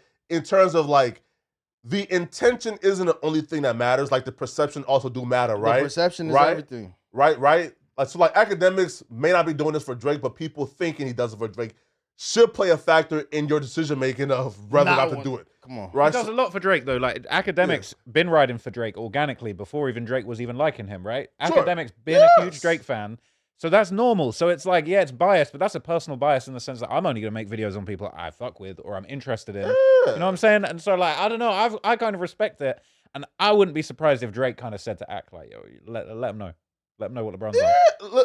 But that's why it's corny, though, low-key. Now, that's even cornier. Yeah, that's the thing. If Drake told him to leak that shit and Academics is... Nigga, that shit was a chess move. You get no points for that. Nigga, you made your move and stood on the other side against me. I made my move on your ass. Yeah. Simple. Nigga, LeBron stood with goddamn Kendrick, and then this nigga thought to himself, all right, well, what resource do I got to step on this nigga? Because, again...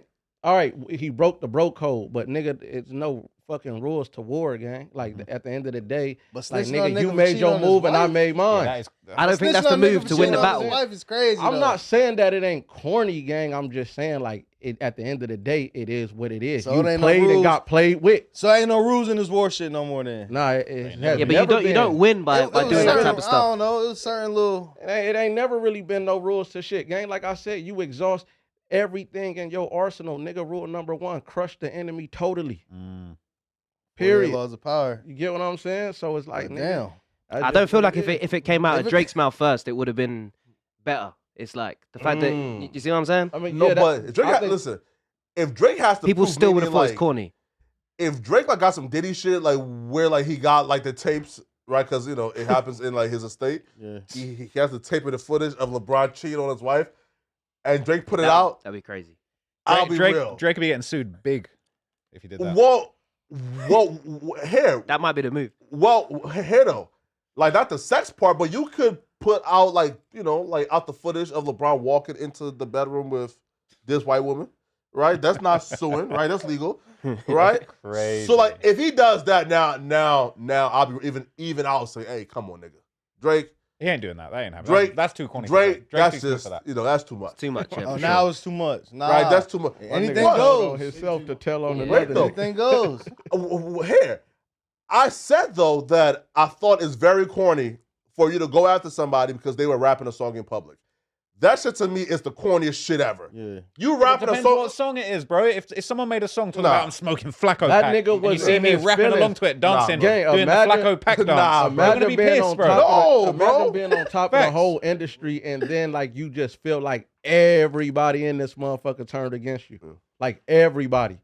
Like, you feel me? At that point, like, nigga, you gonna feel like yo back against the wall. Like, yeah, but if I'm going down at this though. point, the way I feel like he looking at it is, bro. If I'm going down, everybody going down. That was a part of corny, it. Fuck. He needs to be going for Kendrick, bro. Not we LeBron. need to review the video of LeBron James dancing to the song because, like, Drake, you're asking for a little bit too much. The song is hot regardless if it's on the West Coast too, bro. He's on the West Coast on the Lakers. Like, you're asking for too much for him. Not a head nod is natural. Not like even if he's not. Listen, come bro. on, He didn't even get the words right though, right? For the game as well, right? Bro, Yeah. he's at not a even party. choosing that song. Listen, bro. He's at a party the night that not like us drop on the West Coast, And that nigga ain't supposed to bop his head. Come on, you asking for too much, Drake. Man, come on, God damn. If you're running two man, so they're talking about he's a pedophile.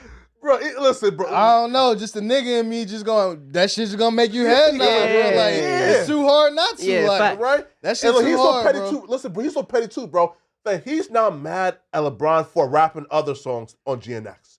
That just yeah, but low key the whole random songs. The whole of GNX is low key dissing Drake. Hey, if you listen bro, carefully, he's talking about like being a man still, bro. He's dissing Drake on every track. Nah, come on, if you listen bro. carefully, bro, he's And then dissing Drake too, on I every think song. it really depend on Facts. like to a certain extent, like what LeBron and Kendrick relationship was like too. You feel me? Because it's like, nigga, if you wasn't really cool with this nigga and me and you been rocking, and then all of a sudden, cause y'all got one over there, you fucking with them niggas, it's like, all right, bro. Drake got Kendrick. You know what I'm saying? Drake got LeBron tatted on him. Yeah. See? They're close. Yeah. So He like has his face, a portrait of him on his body.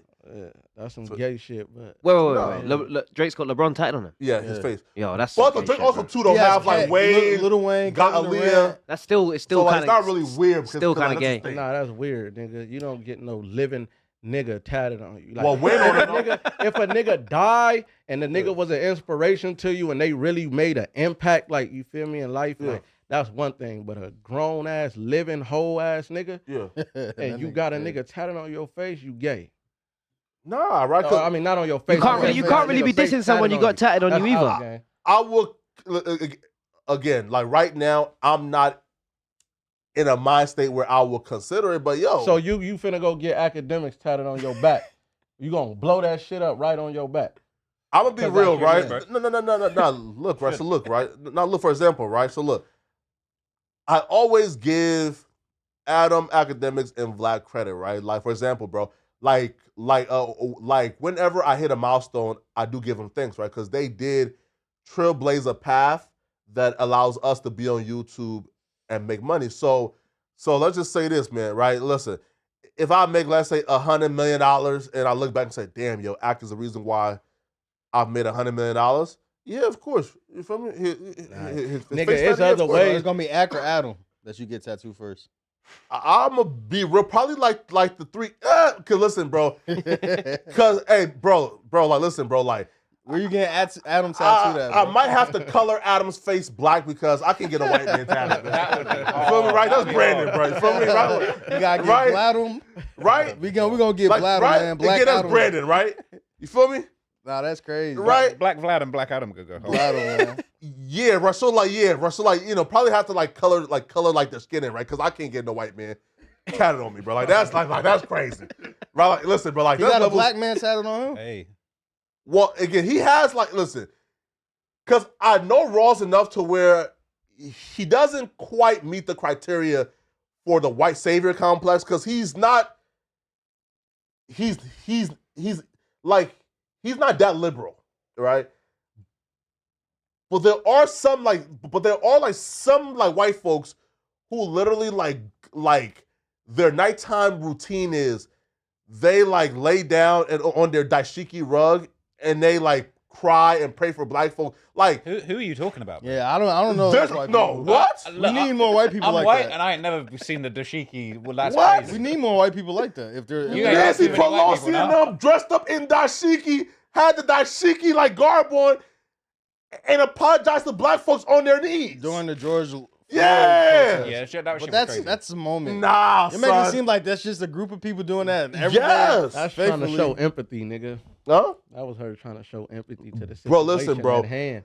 I don't think this is something. I'm that telling happens you, in bro, her there's day-to-day liberals who life. believe I don't this, know bro. if there's liberals doing that. White liberals out there doing it I'm every day. telling you, And if yo. you are, come to No Jumper. We got an interview for you because we would love. We need more of y'all out there. Drive you know what I'm 6 saying? hours and go to San Francisco, bro. There's liberals who for sure No, pray to a black god. I know the type of people that you mean. I know the type of Yeah. people that you mean that are like they're mad. The tree hugging. It's like the white shame, We- basically, white guilt to the max. Yes. Yeah. No, I seen shit like that Yeah. when they was going around washing black people's feet, Oh, kissing my- their feet, all that type of shit. I Bro, seen that shit bro, too. bro, listen, we were cracking during 2020, my nigga. Yeah. Yeah, it was I ain't gonna lie, popular. black folks fell off, bro. Bro, 2020, we were cracking, We're nigga. popping back then. Bro, you can get on any radio station. Listen, bro, niggas want to hear any black voice in 2020, bro. You feel me? Yeah, that was Like crazy. now, bro, like we listen, like, look, bro, we ain't utilized like the George Floyd death enough, bro. Feel me? Wait. Nah, Whoa. Rewind that. Say that again. Reload that. Oh, okay. We ain't utilized the white guilt they felt for George Floyd's death enough. Meaning, bro, them white folks was ready to do whatever for us. At that time, if we would have pushed hard enough for reparations, bro, nah, we should have. I ain't gonna lie. I'm with we that. would have gotten it. What? That was the closest you was to getting any type of reparations or anything. Trump in the building now, but man, bro, you niggas ain't getting a goddamn thing. Man, Trump was talking about the platinum plan, all that shit. That shit out the window. We ain't heard nothing. Plan. Shit. What happened to the platinum Harriet Tubman being on the 20? What happened to the platinum plan that Trump had for black people? That's true. Wait. That's true because that was like 4 years ago. Yeah. Harriet Tubman was supposed to be on the $20. Yeah, they pushed that shit back. That would have been Trump campaign pushed that shit back. They didn't want to do that shit. Wait. Duh. Why the fuck would we have Harriet Tubman on the $20 bill? Why not? Bribes, man. Fuck it. Throw her on there. What? Why not? Why not? The $20 again, like the bills. Right now, Jackson. Listen, like the bills have been reserved for like presidents, right? Is there any non-president that's on the bill? Who? Well, okay. So listen, bro. The foremost, probably top 3 greatest scientists of all time, being American and being on the bill is a little different than Harriet Tubman who freed some niggas.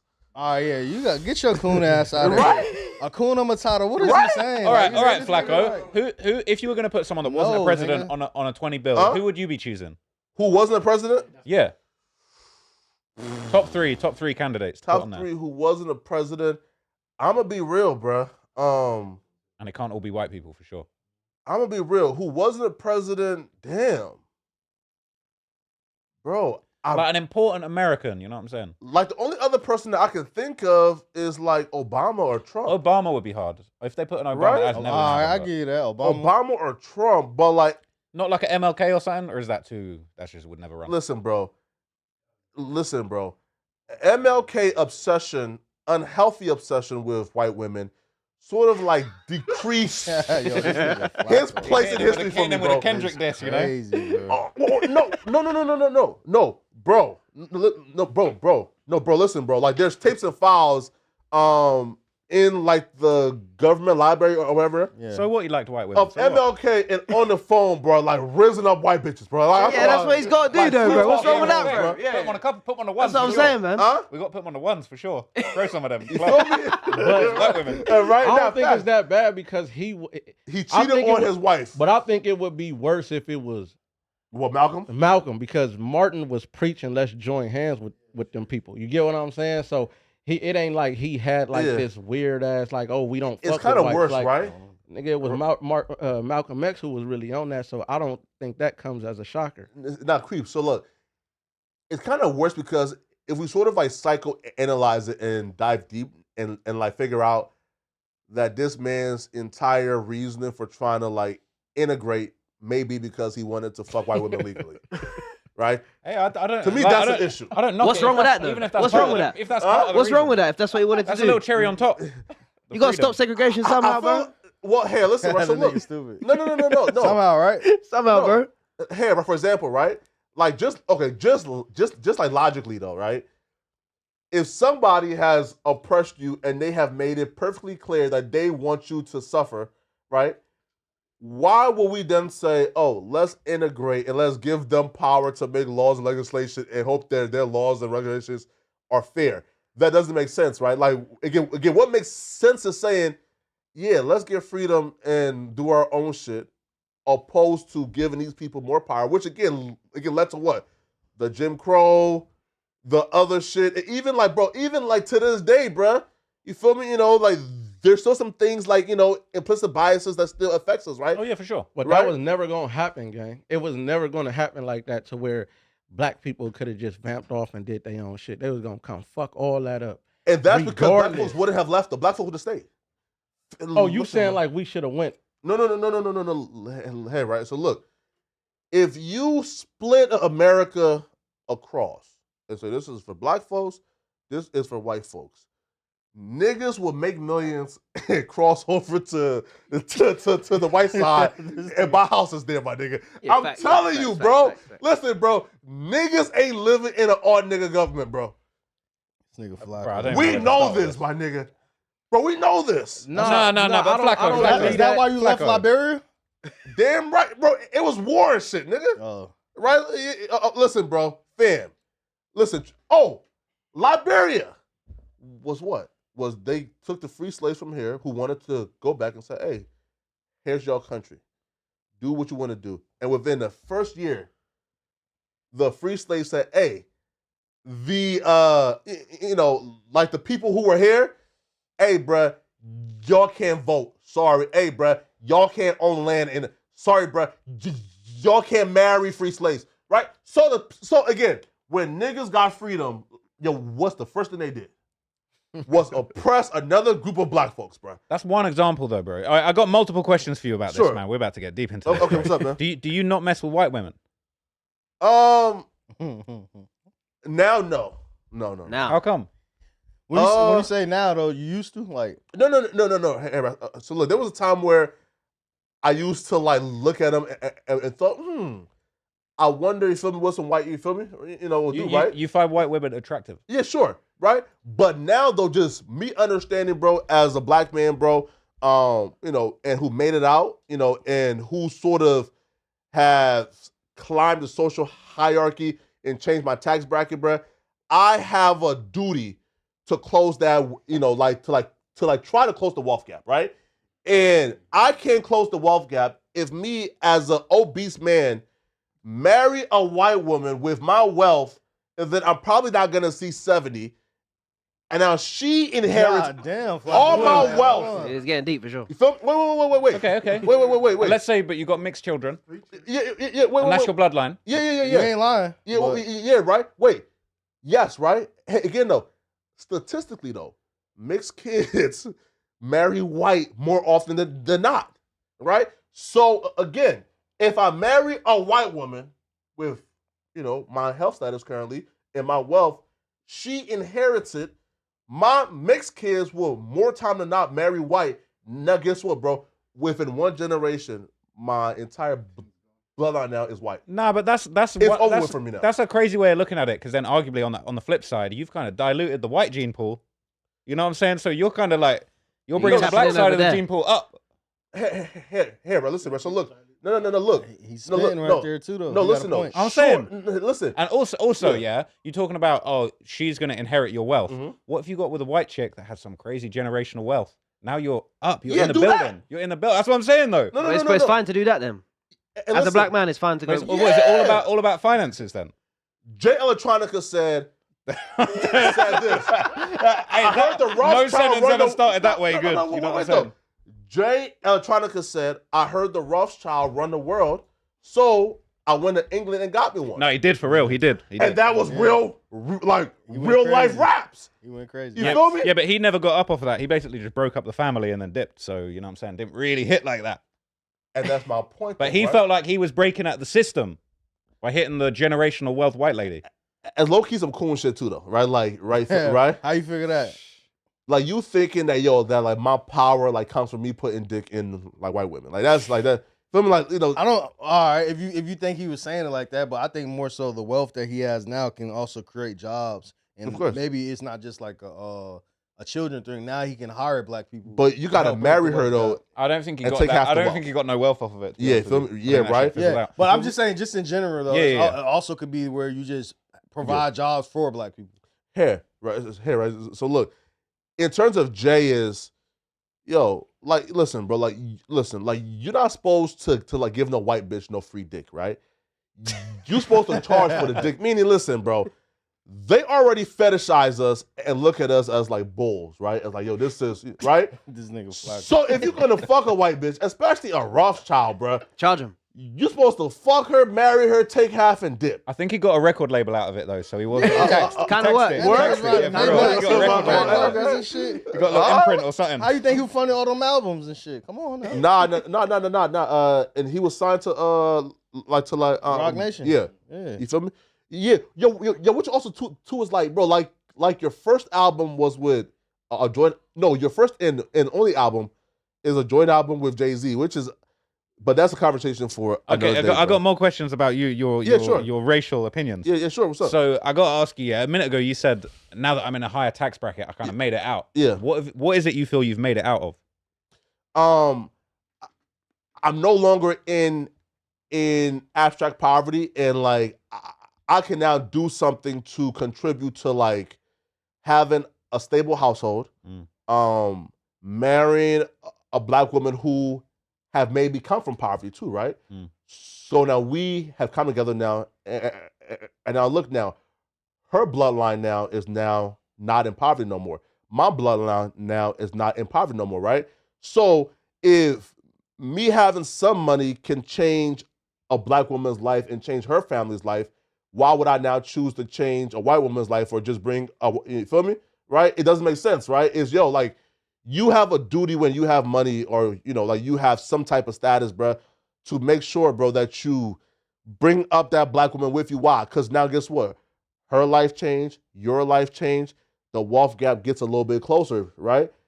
Opposed to you bring up that white woman, you get mixed kids who now marry, probably in other mixed kids or other white. Where do you get that from, though? That the likelihood is that your mixed kids are going to marry white kids. Like, where's that? I need a citation needed on that one, bro. Hey. Why are you thinking into it so deep as well? Like, yeah, it's not just somebody. If you like a white girl and she's the one for you, and then you end up having kids with her, who the fuck cares about what color they are? I get what you're saying, though. Of course. But like, you gotta go with what you're attracted to and what you think is good for your life. And if that's a white woman or a black woman, you should go with it for that, not just because it's like, it's gonna make my bloodline's gonna stay black. I get what you're saying, though. Here.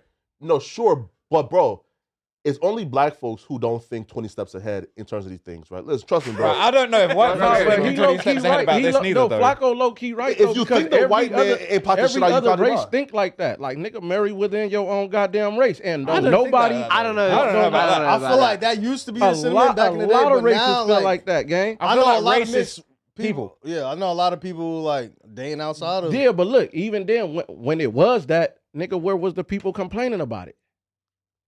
But now that a black man saying we should get on the same shit that y'all was originally on, it's an issue. No. I just feel like it should just be about like if you vibe with a person, whether they're black, white, even like a Middle Eastern chick or like another race. Like if you're, it's more just about like finding the right person for you. I agree with that. I'm just saying for the ones who do think like that, I don't. There's no like it's so extreme. I'm not tripping on where it comes from. I feel like that's valid. In the head, right? And two, listen, bro. It's only us as black folks don't think, listen, bro, if you think, right, that white folks at that particular time was able to colonize like 85% of the world when they were like 13% of the population, if you think they were able to do that by just going along with the world, you're out of your mind. These people have always systematically thought ahead, right? In terms of, again, biological warfare, taxonomy, everything, right? So when we know these people are plotting ahead and outthinking us every step of the way, then it's time for niggas to stop being dumb and think, oh wait, hold up now, bro. Yo, maybe there's some value in making sure I have a black wife who we can have black kids together and have them, again, right? Within one generation, we can have, like both families that's in poverty. Now we have kids now like Uncle Phil, right? Yo, we in Malibu, we in Bel Air now. We now have those kids now who can also marry black kids and change that lineage, right? But guess what? Niggas, we think with our dick. And we're in a country right now. No, right? No. Wait though. And we're in a country right now where, there's majority white, right? So hence, if you don't consciously say, I'm gonna marry a black woman, I promise you, my nigga, within 100 years, it's over with. Yeah, but I feel like in 100 years, I feel like a lot more people are just going to be racially ambiguous because it's like a lot of white people going to get with black people going to get with white people. It's all going to get all mixed up. I agree with Trap. Give it 100 years, like I feel like that's where it's at right now. You feel me? Let's get into some more. Yeah, man. Stuff, bro. So Elliot Wilson went on the Rory and Mal podcast with his chest poked out, and he was popping it, right? And like he called Cam and May suck. They can't interview. Cameron trying to be Stephen A. Smith. He's better. These celebrities don't need to be in media. So can we just play Big Elliot Wilson popping it? I ain't seen this, I'm excited to hear what Big Elliot Wilson has to say. Yeah, man, come on, bro. The Big Elliot, man, come on. Is he going to be doing his fake laugh, or is this more serious? And they cut it, so like you probably won't hear the laugh. Like he's Stephen A. Smith. That's what people be mad at you about when you say shit like that. Which I think he should lean into. Be the old villain. OD, that was hate. Why is this for a journalist? Because he has an opinion? Why? This is the shit I do well, and not everybody want to do it. I don't like that shit. And I'd be a hater. You don't like it because you don't think they're good at it? I know I'm better at it. Okay. It's me. It's my life. Who are you to say I'm better at this than them? They're not better. It's like that shit cringeworthy. I watch that shit. It's not good. Yo. Shit ain't popping. It ain't popping. I don't agree. What's the camera interview? He was like, yo, Cameron really asked the question. Like, what are you talking about? No. Mo and I aren't journalists. We're still in hip-hop media. You are a hip-hop journalist. What interview did Cam take away from us? Celebrity has access to different things that I may not have. And again, I do feel like they underperform. We ain't even gotta hear no more of that. Look, right. Who are we talking about? Wait, right. So look, he's talking about Cameron and Mace, and his thing was when celebrities get in the media, well, like you can reach out to your buddy Fabio Foreign or your buddy Drake, and you can get the interview, opposed to us now being in media as seasoned journalists. We don't have access. Now, so Elliot Wilson, within 7 days, went from Big Elliot, the OG, popping it, to going on Cameron and Mace, head down, looking like a sad puppy, man, and copping, please. Josh, can we please pull up the other link? Right? Look. Play like the first 20 seconds of the link. About Elliot's and state. then just skip to where Elliot Wilson comes in, okay? So, just play the first 20 seconds. Because, the argument can be, you're not running around like Stephen A. Smith, you're running around like Cam, because that's who you are. So how do you feel about that? And then how do you feel about artists, athletes, and entertainers turning into media? Right. First, when I'm looking at Elliot now, it's like, no. I didn't know your face looked like pepper jack turkey. Like, that's what you look, the texture of your skin looks like pepper jack turkey. Like, you look like you sweat duck sauce. You look like a slop. You look. And now skip to where Elliot talks. So, like, just skip. Just all the way to the end. Yeah, all the way. Yeah, back up. Yeah, perfect. Yeah, here. The climate is going in. But I wasn't offended when he said it. Okay. So, Elliot, just a follow-up question for you based off of what Cam said. So what is your relationship with Jay-Z? And then how do you feel about Cam's statement towards you? And then basically just the way that journalism and media is going right now. Yeah, I have a friend, producer Trav, that works with me and stuff. He says, you don't complain, you adjust, right? So to Cam's point, he's right. It's like, again, I was caught in a vulnerable moment where I kind of expressed my frustration, but that's not how I really feel ultimately. Like, I feel like I have such a passion to document hip hop culture. I'm going to continue to grow and pivot and adapt to these things and not look at it as a negative, right? And, I have my own debate show I got coming out, The Bigger Picture, with Jeremy Heck and DJ Head, that I do every Saturday. I'm starting my own new one-on-one interview series called Elliot Wilson Experience. Show my interviews. I feel like I do some of the best hip hop interviews out there. I did a great interview with Cameron, in 2019 with B-Dot for Rap Radar Podcast. This show is called Elliot Wilson Experience. I'm interviewing artists like Snoop Dogg, Wale, Absol, Leon Thomas. So I just have to reinvent myself. I can't complain that, all these people are out here with outlets and they're making noise. I got to continue to push it. This is what I want to do. Document hip hop culture and grow. I got to adapt to these things. So I thought it was a really teachable moment. And I appreciate, I didn't do any of this to stir some sort of viral moment or get on your program. It was just a natural moment of frustration I expressed.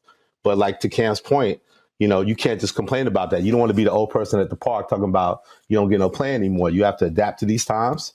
And I'm determined to do that. Where he looks pause. All right, here, right? Old Esco. Right? And then probably later on, and he also said, that I'm ashamed of my words. So my question to whoever wants to take it first, Remo, Traplo, Rawls, Team, bro right here.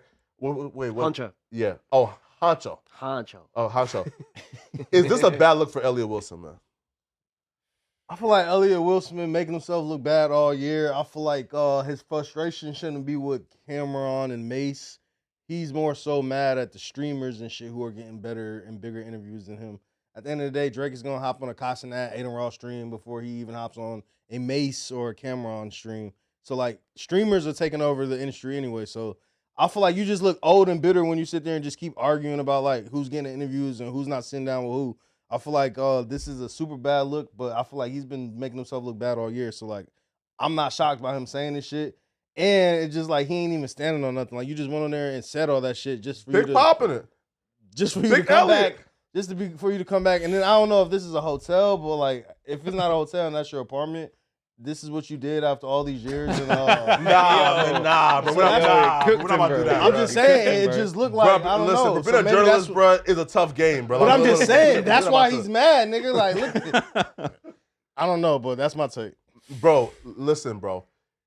With Elliot, man, listen. I think it's a bad look because he apologized. Meaning, listen, bro. When Joe Budden did also apologize, right? But there was an era, bro, where Joe Budden was the, fuck the SoundCloud rappers, fuck the new era guy, right? He was the de facto, you niggas suck, you niggas is weirdos, I'm not apologizing for that shit. Fuck you niggas. And there was some value in being that guy and some value in people saying, yeah, I agree versus no, I don't agree, right? But when you're Elliot Wilson, man, and you pop it, bro, I love when you pop it like that because you are Elliot, you are the OG, right? Right? So when you pop it like that, stand on it. You popping it like that, and then coming on a platform of dudes who haven't done half the shit that you've done to apologize for it, to me, there's a bad look for that. Now, too, though, even if we want to take this to a deeper level of Elliot Wilson having an issue with new media or with the barrier to entry of being media now being taken down, I think that comes from this. Dudes from Elliot's era, the niggas that got on, they were not the most they weren't the most educated, the most popping, the most creative, the most talented. They were just the niggas who were more willing to conform to the program manager. Meaning during that era, bro, where gatekeepers existed, if you were willing to suck dick and conform and do what the program manager says, you got hired and you kept the job. If you got out of line like Wendy Williams and Charlamagne, you got fired and had to find different radio stations, right? So with Elliot's generation is, I hate when y'all talk like that because y'all never earned what y'all had. Y'all never had to work. Listen, there was never an era where y'all had to really compete in the open market, right? Because once y'all did get a chance now to compete in the open market, we now see how y'all get left behind because y'all were never the most talented, right? The most creative, the best talkers, the best interviewers. Y'all were never that. So now that y'all are now in the open market and now have to compete, now y'all are saying, oh, no, hold up now. Let's go back to a point in hip-hop media where hip-hop media was not a meritocracy. It was a point where who can suck dick the best. You feel me? Right? I don't want to go back to those era. I'm terrified of having to suck dick for a job. You feel me? Right? You're crazy. Right? I feel like the floodgates are open. The game is more oversaturated. Not even just hip-hop journalism. Like, everything's oversaturated. It's the best that it's like ever been, though. No, I'm not saying that it's not the best that it's ever been. I'm just saying the game is just oversaturated where an artist has multiple different platforms they can choose to go on versus back in the day, you had only Hot 97 or you had fucking 106 in Park. So, like, yeah, it's just an oversaturation of fucking people doing everything. Like, so there's going to be that fucking, it's always going to be like that. He's always going to have an argument about him not getting these interviews and shit because they don't have to go interview with you. They can go interview with fucking academics. You can go sit down with Kai. You sit down with Speed, Aiden. You might go to No Jumper. You might go to fucking anywhere. So I feel like he needs to just chill and relax and like, I don't know, he's just looking like an old head. It seems like, a little jealous, like most old heads are, to be honest. Bro. Exactly. It just seems like that. You're like, stand on it at least. And also, I don't remember Elliot from being one of those like he was never a tough journalist. guy. Yeah, like no. His interviews he played it safe. If you ask me, never asked the hard questions. He never asked the hard questions. He played. I feel like that's why he got those Drake interviews because he wasn't gonna ask the shit that Drake didn't want him to ask. Just fake laughing and kissing us. He kisses us in the interviews. You know what I'm saying? And behind the scenes. All respect, Elliot, because I do fuck with you and I fuck with you. It's true though, right? But even like the Drake and Elliot interview, like we know the story of that, right? Drake gave them the questions. Drake pulled up with his own camera, It was Drake's facility. Yeah. And the interview went on Drake's channel. So, like, there was no type of, like, control there from Elliot's part. So, even if Elliot did not ask the tough questions, though, we really can't blame him because Drake controlled that entire interview. Yeah, but this is the thing. That's why it's gatekeeping. It's like Drake granted him and only him the interview. And if he's complaining about the young people that are doing content now, bro, you've been had the biggest interviews. You're punching down, talking on cam, doing a podcast. Sure. You've been handed the Drake interview on a silver platter, and you're still complaining about everyone else who has to work twice as hard as you to get seen. It's just lame. And you need to deliver a good interview. You just turn up and kiss us and laugh in Drake's mansion. No, you didn't ask anything that people want to know. And you're like, yeah, can't even respect it as journalism, to be honest. And all of us would do a better interview with Drake than him.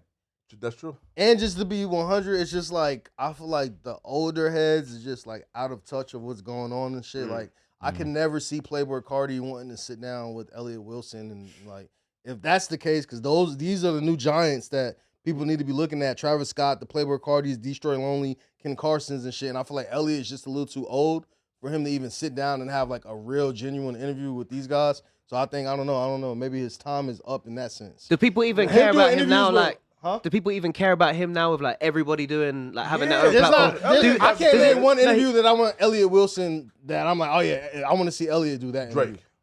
Fuck no, Drake. People want to see academics and Drake. No, people want to see academics and Drake. Give me that. Exactly. I would rather see Charlamagne the God and Drake over Elliot Wilson and Drake. I don't even care about watching it with Elliot Wilson. Anybody else, I'd rather watch it. We can't put a poll right now, but when this goes live, maybe I don't know. But I guarantee more people would rather see Charlamagne and Drake versus Elliot and Drake. No, listen, but me personally, bro, just knowing like the history with Elliot and Drake, like for example, right, like with Charlamagne and Drake, they've never been friends.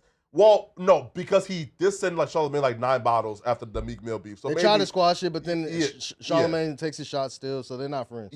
Right, but with Elliot and Drake, where they started off as super cool, and then like they transitioned into this like enemy, and then also too is like, yo, I feel like the West Coast is rubbing off on Elliot, but he still has this good wholesome stuff about him where, yo, like when like right, like when the West Coast like clout chasing vultures get a hold of him and say, hey bro, just everybody just cause, you know, they're doing better than you, right? And then he does it, he then feels bad afterwards, right? Because he's not built for this cutthroat shit. Listen, bro, these niggas in this city, bro, like myself as well, I'm also a West Coast nigga now, right? These niggas in this city, bro. You agree? We is cutthroat. We is haters, bro. Listen, I'm sorry. Listen, bro, we haters, man. It's cool. Listen, bro. Bro, we is haters, bro. Listen, bro. Creep, hold on. So Creep, is Flacco honorary West Coast nigga now? Nah, hell nah. I am a West Coast. Listen, man. Listen. Flacco not in tune with the streets enough to be considered a West Coast nigga, gang. And then like nigga, you bash like some of the pillars of the coast, nigga, like Kendrick Lamar. How the fuck you think you gonna get inducted, nigga, into the West Coast Academy? I'm crypto, so you know, right? Hey, he said he crypt now. You put him on? Hell no. Who put you on? I'm an honorary Crip member now. Shit, Rockstar, this you? Nah, man. I'm joking. I kid. What's that you, man? I kid. You feel me? Huh? What's that? Man. What the fuck even was that? What? Like, right? Hey, no. But to be honest though, right? There are some parts of the West Coast culture I do appreciate. Yeah, no, for sure. Like, for example, right? Listen, I'm a huge fan of Naruto, right? So when I come here and I see these niggas have mastered, like, you know, jujitsu and the Sharingan eye, you know, like you feel me? Right? Like, that right there are signs that exist in Naruto. So, you know, I appreciate the West Coast culture, right? Why? Because these niggas, you know, are elite with their hand signs, you feel me? Right? But, you know, I think them Atlanta niggas took the trophy from stacking, nigga. Like, no. The way they throw that shit up. Rats can't stack, bro. Crazy now. Listen, rats can't, listen, even if they do hand signs, it don't count as stacking, bro. Atlanta is a city of 99% rats. You niggas don't count. 99% is insanity. Whoa. That came from your mouth, bro. Who? Name some rats from Atlanta. Huh? Name some rats from Atlanta. You gotta start name dropping these people you're talking about. Citation needed. Hey, man, listen, man. I plan on taking a trip, so I'm not going to offend. You already did. Individuals. Say it with chest, bro. I go get them. Huh? They're gonna catch you at Hartsfield. But the airport. Right? No, listen though. But the niggas gonna say, well, just because of Woody, you're saying this basically. No. No. Trust. Listen. Trust me, bro. Right? Listen, for example, right? So look, out of there's only like 3 to 4 rappers that snitched in Atlanta.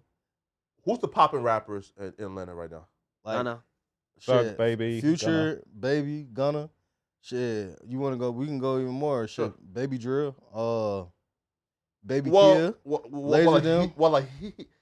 He kind of like slowed down a little bit though. Who? Like Baby Drill. He kind of, Nah, did you not just see the diss that he just dropped on 24 Left Eye? And yeah, man, right. What? He just went crazy. He just dropped the disc called that was like Scared of the Pussy, and that shit's going crazy right now. Shout out Baby Drill. Scared of the Pussy, right? Like what and he says you say you strap you must be talking about dildos or something like that, right? Nigga, just go make sure go look at Baby Drill's new song that he dropped this in 24 Left Eye, Scared of the Pussy. No, but though he did have like this meteoric rise, and then it sort of like plateaued over the last I'll say 6 months. Yeah, but then when I was in Atlanta, they were singing his shit word for word. So like, just you said in Atlanta, he's still a pillar right there. Sure. But I mean, 21 Savage. Who else we got? Fucking who else they got in Atlanta? Yeah, 21 Savage. He a big dog out there.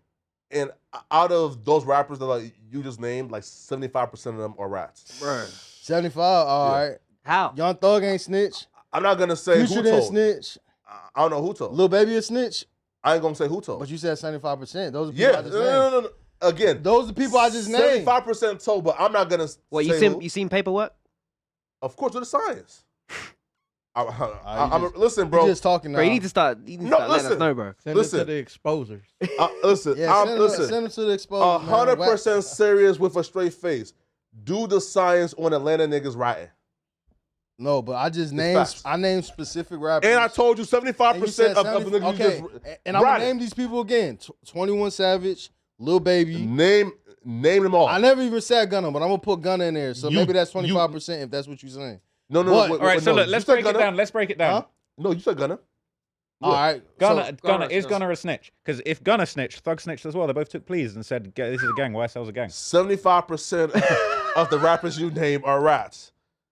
I don't 21 things. I've heard 21 things. I don't know. I'm not a street dude, but I just hear, all right, so the whole taking plea thing is cool if you and your homies are in cahoots on the plea that y'all taking, right? Hey, man. Hey. Ain't that a thing? Wait, you said what? Wait. Like, if you and your homies agree y'all finna plea out on some shit, then it's cool, right? Like, we're going to just plea to this. Nigga, if ain't nobody just telling on one nigga to get out and lead the other nigga to hang you. Yeah, feel me? Like, yeah. I mean, but, so something strange happened, man. So there was an Arizona man named Nautica Malone. Listen, first off, bro, a name like that, bro, you are born to do some weird shit. So this man was apparently recorded by one of the employees driving through a bikini barista, butt naked, in his wheel, pants off. Now, folks are saying his dick was in one hand, but we don't see that part of the car. We just see, her, I guess, pulling up on him and let him know, like, what are you doing? And then like he drives off. So Josh, can we play the video? I don't know if you can play that video. No, it's clean. Like, there's no dick in. I thought you were like. I swear I seen dick. No. Whoa. Or Josh. Pause. Yeah, pause. It was research. I was. Yeah, you see. Just stop talking, bro. Just stop. See, watch this play. It's an X video. Hi, how are you? Good. Have you been here before? Yeah. Sir, you need to leave. Unacceptable. Unacceptable. With the you need to leave. Call 911. All right. So apparently, after this video got posted, we very quickly learned that this man had took his own life because the video went viral. He knew what he did. Now, this situation has sparked a lot of controversy, right? His own mama took to social media to actually blame the employee for her son taking his own life. Josh, the link is down below. And then it's half and half. Folks saying, listen, bro, even if you believe that he was doing some weird shit, one, you don't really know if he was really like jerking or not, because like he didn't like pull up jerking and stuff. Two, right? Two, you don't know if this man have a mental illness, etc. Right? So like, he definitely had a mental illness, right? So like choosing to go public with this for clout instead of just going to the police and having them handle it, and now this man has taken his life. Folks are saying that was not fair. Now, here's his mom's statement though. Let's read what his mom had to say. Okay, crazy, right? So like his mom says, "This is the B that went to my son's car and recorded this blank video that caused him to take his life. She invaded his privacy by going up to his car. Please share this picture of this B that we can make her pay. Justice for Nautica, baby boy. Your mom is fighting for you. I'm not going to rest until you have peace. Love you, my son. Gone way too soon. Let's make this girl pay, please. Everyone share this picture with all your friends on every social media platform. Thank you so much in advance for your hello." Listen, Josh, please give me the solo cam, man. Now, listen, man. I don't know who this mom is, bruh. Right? You know, she may be grieving, not grieving. I don't care, okay? Bitch, you birthed a sex offender. Right? Facts. Bitch, you birthed a monster. Oh, shit. And like monsters are supposed to, monsters are supposed to have negative ending. Now, because we live in a real world, bad people usually fare pretty well out in life, right? Right? Bad things don't happen to bad people usually, right? So in a circumstance where a bad thing happened to a bad person, we gotta celebrate, right? And then the series of events leading up to it wasn't a coincidence. Like, nigga, you pulled up to a bikini barista. Yeah, with no trousers, bro. With no pants on, gang. You knew exactly what the hell you was doing. And then at what point are we not supposed to spread awareness for niggas like this? She definitely was supposed to put this dude on the if internet. you're gonna drive around like that, then you gotta accept the consequences of it going viral and not take your life from it, because you was driving around doing that happily until it went viral. He could have had an OnlyFans popping. He skipped the process of what it should have got to anyway. Yo, listen, bro. Listen, man. Like, the only sad part about this that I do see is it's supposed to be a bikini barista. Yeah, tell me about these bikini baristas. We ain't got those in England. This is fully clothed. I don't know about these. They got them in like it's Arizona a scam and shit like that. But what, they come out in a bikini and serve you food and it's like Hooters? Basically. Yeah, it's usually coffee shops, gang. Oh, okay. But the bitch is fully clothed, bro. To me, like, that right there is the injustice, right? The hoe is fully clothed when again, bro. If I'm gonna take my own life because I'm trying to get like one nut off at a bikini barista, the least, bro, is at least let me take my life after seeing some titties. But she's fully clothed, got on shorts. It wasn't worth it. A long shirt, bro. My whole thing is if Shorty didn't expose it, the mom didn't expect the cameras on the building to put that shit out. Well, they couldn't see though, like him. Like being naked, right? Like, listen, and imagine how many times he had to have come by for her to already have the camera ready for like that. Yeah, exactly. You feel me? Right? So, yeah, do y'all feel like, that there's better ways to handle these things opposed to exposing him and having him take his own life? She had just call the police and have the police deal with it? She did right putting a video out. For sure. He's a bitch ass nigga for taking his own life. Deal with the consequences and shit. I don't really Yeah. care. Yeah, you know what I'm saying? If you did that shit, stand on it. But to take your own life after some little shit like I don't know. You can't be upset now. It's just gone viral. Like, he was willing to drive up there. But the funniest shit, Flacco said he didn't pull up jerking. He didn't have to pull up jerking or not. Like, he was still fucking naked in the whip. Like, get your creep ass on, nigga. Yeah, like, that's crazy. And then, like Flacco said, you gotta imagine, like, he spent through that bitch more than one time for her to have the camera ready. For the nigga, you feel me? Like, that's a freak nigga though, bro, right? What was he doing? Just driving around ordering hella coffees the girls are like behind like a screen, right? I'm assuming like serving you. So for you to try to like get your nut off, you would have to like do at least like 10 laps, right? 10 laps. You right? Way more than that. Okay. And he drinking hella coffee all day as well. Wild. Bro, right? And like you have to pay for, let's say this, right? Yo, like you buy, listen. That's like I'm not giving a blueprint to anybody want to do it. Listen, right? So look, if you really want to do it, right? Yeah, tell him you know got experience. No, all right? Buy a car with tinted windows. oh shit. All right? Don't buy nothing to where you have to actually like roll down your window. Just take laps, my nigga, right? Just drive through, be in your shit through laps. Hey, you gotta find another way to get the nut, bro. No, listen. How many times you get away with it? Listen. I've never been a hypersexual, meaning right, like I've never enjoyed sex enough to where I would want to do some shit like that to where like you feel me, right? Like a peep of some cleavage and I want come on, bro. Like that's it's not enough, bro. Like, you need to go get a nut another way, man. Pause. You feel me? Man, but Harry, listen, I do want to talk about this and we can make this the last, right, Josh? Because we have to go. All right. So LiAngelo Ball recently signed $13 million total deal, $8 million signing bonus. Right? Now I'm assuming like the other 5 like go towards marketing and shit like that because he didn't just sign himself, he brought his label, right? And on that label, I'm assuming Lonzo or LaMelo might be signed to that label. Who knows, right? But a lot of people, it sparked a heated discussion, right? Where it's kind of like, yo, right now where music is going, Drake is 38 years old. Kendrick is about to head into that territory soon as well, right? And we look at, yo, who are the throne, like who are like the successors to like their thrones, and we can't really name one person specifically, right?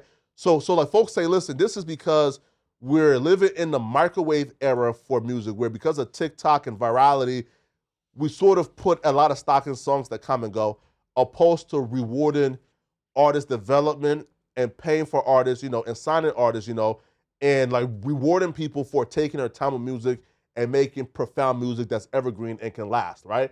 So folks are saying a deal like this for Jello sets a bad precedent because essentially now, like what you're saying is make music for the algorithm.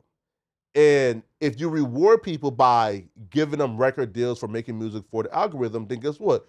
More artists are going to make music for the algorithm opposed to taking the path of evergreen music, right?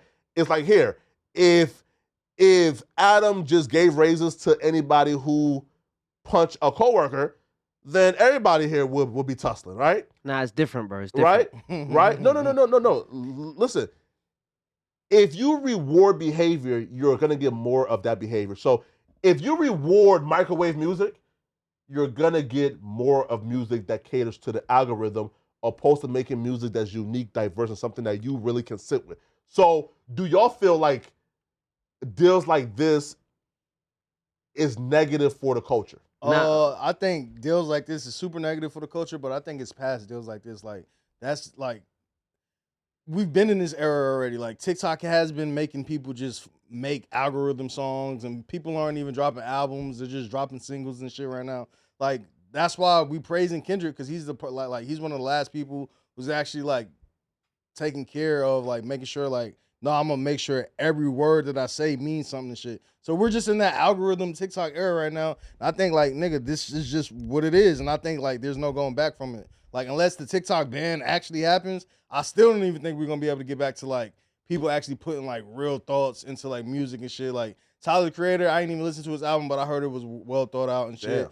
Fucking Schoolboy Q album, I listened to that. That shit was like, it didn't get like the recognition, but it was like a good cohesive body of, you know what I'm saying? So like, there's people who still doing that shit, but like just the fans and shit, the youth really just ain't on that. They just like, they got like TikTok brains and shit, like they're on to the next. And I feel like that's just where that's where it's at with the youth.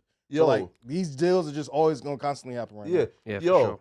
And hip hop right now is in such a bad space that, bro, I've seen like this crazy stat, right? That like, I think it's like black folks in the South, like they consume like country music more than more than hip hop now, right?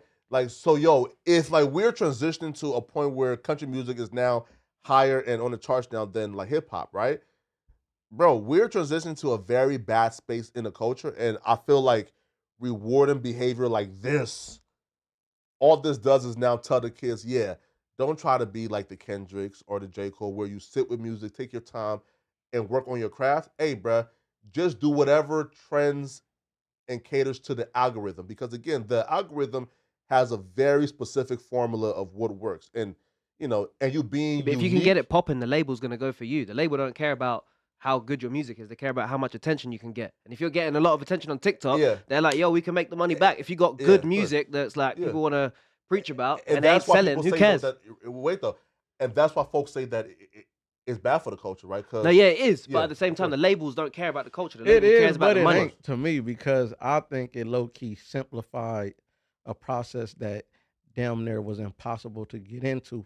because music was one of those things that was True. about who you knew and not what you knew. You get what I'm saying? So now you got that average kid nigga who probably sitting somewhere with some talent who would never get that chance because they didn't know the right people to break into that fucking market. And it made it easier for them people to now be discovered. You get what I'm saying? So it's like, think about it, bro. It's always niggas like Pap, right? Pap will out-rap half the niggas in the industry. Like Papoose? Yeah, like Papoose will out-rap like half the niggas in the industry, but the truth be told is we don't popularize them type of niggas. You get what I'm saying? We popularize niggas like Drake and niggas who dumb this shit down. You know what I'm saying? So when you got niggas who have the actual talent, it's harder for them to break into that shit. Whereas now, nigga, if you got the talent, the easiest way for you to go and get on, nigga, just go do a TikTok video. If they gravitate towards the shit, you got a larger percentage of a shot to get in the industry than you would have had if platforms like that TikTok being and true, shit but didn't then, exist. But then now also you have way more competition because that same person, like you just made a TikTok, somebody else is gonna make a TikTok and like, yeah, you might have a hot song, but now this TikTok's hotter and then, you know what I'm saying? So just gotta work it out though. Yeah, right. Here, also too is like, yo. So the shelf life is just fucked. Here, yo, like, again, right, yo, we aren't saying we're pro gatekeepers because I'm okay with platforms like TikTok being like present, right? So where, yo, these artists can enter into the industry without no barrier. But my issue is with allocation, right? Meaning this, yo, the funds exist, right? You know, like there's a certain amount of funds and that money has to be allocated. So there was a point in time where, yo, like you give a bag to the one-off viral nigga who come across, but you also put like money aside towards artist development, signing the dope niggas, like for example, Big Sean just walking up to Kanye and rapping, oh, bro, you dope. Show me what you, oh shit. Yo, bro, you dope. Okay, best. You sign and we develop you and put dollars into you. Why? Because you know how to make generational evergreen music. It feels like the allocation has went from, yo, this dope nigga here, I just heard rapping, bro, oh yeah, bro, I can make you a star. For example, bro, like Jermaine Dupri went to the mall saying, yo, I'm looking for some cool niggas to sign. And found some two kids, you feel me? And put the artist development into him, right? So like, you know, now it feels like the allocation has completely gone the other way, which is 99% towards the viral influencers with the TikTok hit that's gonna be here for a year and gone tomorrow, and these niggas ain't gonna be playing this shit in 50 years, but we don't care no more about music that, you know, we can play from hip-hop in 50 years. Because again, bro, Kendrick is about to be 40. Drake is about to be 40. Jacob about to be 40. And there's no heir to their thrones, man. So Ross, like, what's your take on this, man? Bro, okay, I got to disagree with a whole bunch of shit, all right? Okay. That song, was it Tweaker, right? Yes. It's a good song, but how are you trying to say that this is an algorithm-generated song when it's like it completely goes against what's popping in the algorithm? It's got this weird 2005 vibe. It's completely original. Doesn't even have a music video. Just because he's a basketball player doesn't mean that it's not a hot song. Yeah, it's not the most conscious, like, next-level thing ever, but, like, the song is hot. He's made a hot song independently of his career. Listen, it's algorithm, why? Because one is this, right? It's a song that eventually got steamed because people was laughing. Like, for example, right? Yeah, it's more like... Right? No, but it's hard. I'm spinning the song all the time. It's the Make-A-Wish kid dropping a song like, oh, yo, bro. Hey, guys, yo. But let's hear Lil Timmy spit Hot 16. That shit! LiAngelo Ball is a special ed kid, bro, who spit a Hot 16. We in the cafeteria laughing at you. Yeah, it's right? That ain't a song that's, yo, this shit right here. Yeah, but it's working though. It's working, but yeah, that's how it starts. Baby and then shit. 2-3 more times you listen to the song, you're like, I'm actually feeling it. The song's hard. The hook's hard. I don't know about the whole song, but the hook's hard. It's a content-based song that, again, you get engagement. How's it content-based? Yeah, bro, what are you talking about? Music video. And here's how, right? Doesn't even have a video. Nothing to do with TikTok, bro. No, right here, TikTok right? was gonna eat that up regardless. No, listen. It's definitely content because people have figured out, especially people on social media now, is you post yourself listening to the song, you're gonna get engagement. Meaning, because it's a hot song. No, because it's a meme. Good. It had to get there first, bro. It's more of a meme song than a hot song. Yeah, but it don't just become a meme. I don't think niggas is really in the trap listening to that shit, like, you know, at all. No, I think it's just more so like a funny song. Like more kids are fucking with it, and athletes are definitely fucking with it. So like in that field, yeah, it's like a hit song for like athletes and shit. But I don't think it's just one of those songs. I think we're laughing at it, and we're enjoying it for fun. But I don't think it's like a hit where he's being laughed at. Just like, that's cap. People are loving the 2005 shit. The comments have been hilarious. I've been seeing comments, people being like, "Yeah, this was my favorite song off of Need for Speed Underground 2." Like it's just from that era. Like it's like people are loving this nostalgia vibe of the song, and if he keeps dropping songs with this vibe that are actually kind of like fun and good and catchy, he's got a full career ahead of him. Nah, we would never take him serious. We would never take him serious. Bro, it's not good for hip hop, but at the same time, like, we would ever take him serious. The song is good and he's done his thing. Wait, see? What? Can you say it again? I'm taking him serious. Like, I'm liking the song. Okay, you are taking him seriously. I'm taking him seriously. Man, come on. Why would I not take him serious? The song's, you know what I like about it? It's not a song about killing, violence. Kendrick's going #1 talking about, oh, you're a pedophile. It's like good, clean. It's like good, clean fun. It's just like vibes. Might swerve around that corner. Nah, bro, he ain't saying it like that, bro. He's not. He ain't saying it like that. If you see, listen, he ain't talking about sliding. If you see Creep swerving around that corner wall, nigga, whoa, nigga, leave, nigga. Nah, he ain't mean it like that, bro. Good, clean fun. He ain't mean it like that. Good, clean fun, man. Hell nah, man. Nah, that song is low key like bullshit though. No, it's hard. Niggas did start off laughing at that shit and then but it's getting the numbers, you know what I'm saying? Yeah, but that's what it was because so many people laughed at it and reposted it to laugh at it. Nigga, they looked at it like, oh, we can make money off of it. Take it serious. When a big rapper jumps on the remix and it's hard, everyone's just gonna be like, "Nah, this is it." He don't even need a big rapper on the remix. No, exactly. It's already gone. I mean, Boosie and Moneybag Yo. Man, but keep Boosie ass off that, bro. Boosie and Moneybag Yo. Boosie told him to is send washed, him my nigga. Bro, keep Boosie off that song. Not trying to hear Boosie at all. At all. Listen, bro, get like Young Boy. I'm only trying to see him on Vlad. Yeah, Young Boy. Yeah, right. Again, who's from Baton Rouge, right? He needs like. I think Boosie, Lil Dump might go crazy. Boosie go crazy on that motherfucker. I want to hear Boosie on that Boosie go off on that shit. Boosie and Young Boy on that motherfucker go crazy. They need to bring like some 2005 artists back. Man, they do, man. Chingy on there or something. Put Webby on that motherfucker too. Get a millionaire on there. That'd be hard. Right. Nelly. Oh wait, Josh. Let's do one more and then get to Compa. So listen, Kanye West, recently released new Yeezys for $20, reportedly selling $3 million worth of product within the first 24 hours. Kanye made a cryptic post speaking on the situation where he essentially crashed out on like Jewish folks last year, and he sort of incorporated his new shoe dropping and the success to the crash out and people thinking that he was done. So let's pull up the post and then I will read it while it's on the screen for the folks to see. So Kanye said, rap GOAT, beats GOAT, album GOAT, clothes GOAT, prophecy GOAT, choir GOAT, shoes GOAT, money GOAT, post GOAT, tweet GOAT, and all type of GOATs, okay? All right? And like he says, mass, crash out car, crash out GOAT, etc., etc. They told you I was dead, broke, clone. Do this sound like a clone? I don't take advice. I give it. I do and say what the F I want to say, when I want to say, how I want to say, whenever I want to say it. Everybody wanted to know what would happen if Ye never got money again. I guess we'll never effing know. We'll never effing know. I'm rich forever and ever in every lifetime. So what he's referring to in this is when he crashed out and chose to be an anti-Semite, he lost a lot of deals. He went from a billionaire to like I think like 200 million, right? And people thought it was over for him. He's now saying, listen, I'm now in a position where I'm not a billionaire, but I'm still rich. I can say what I want to say now because all my contracts is gone.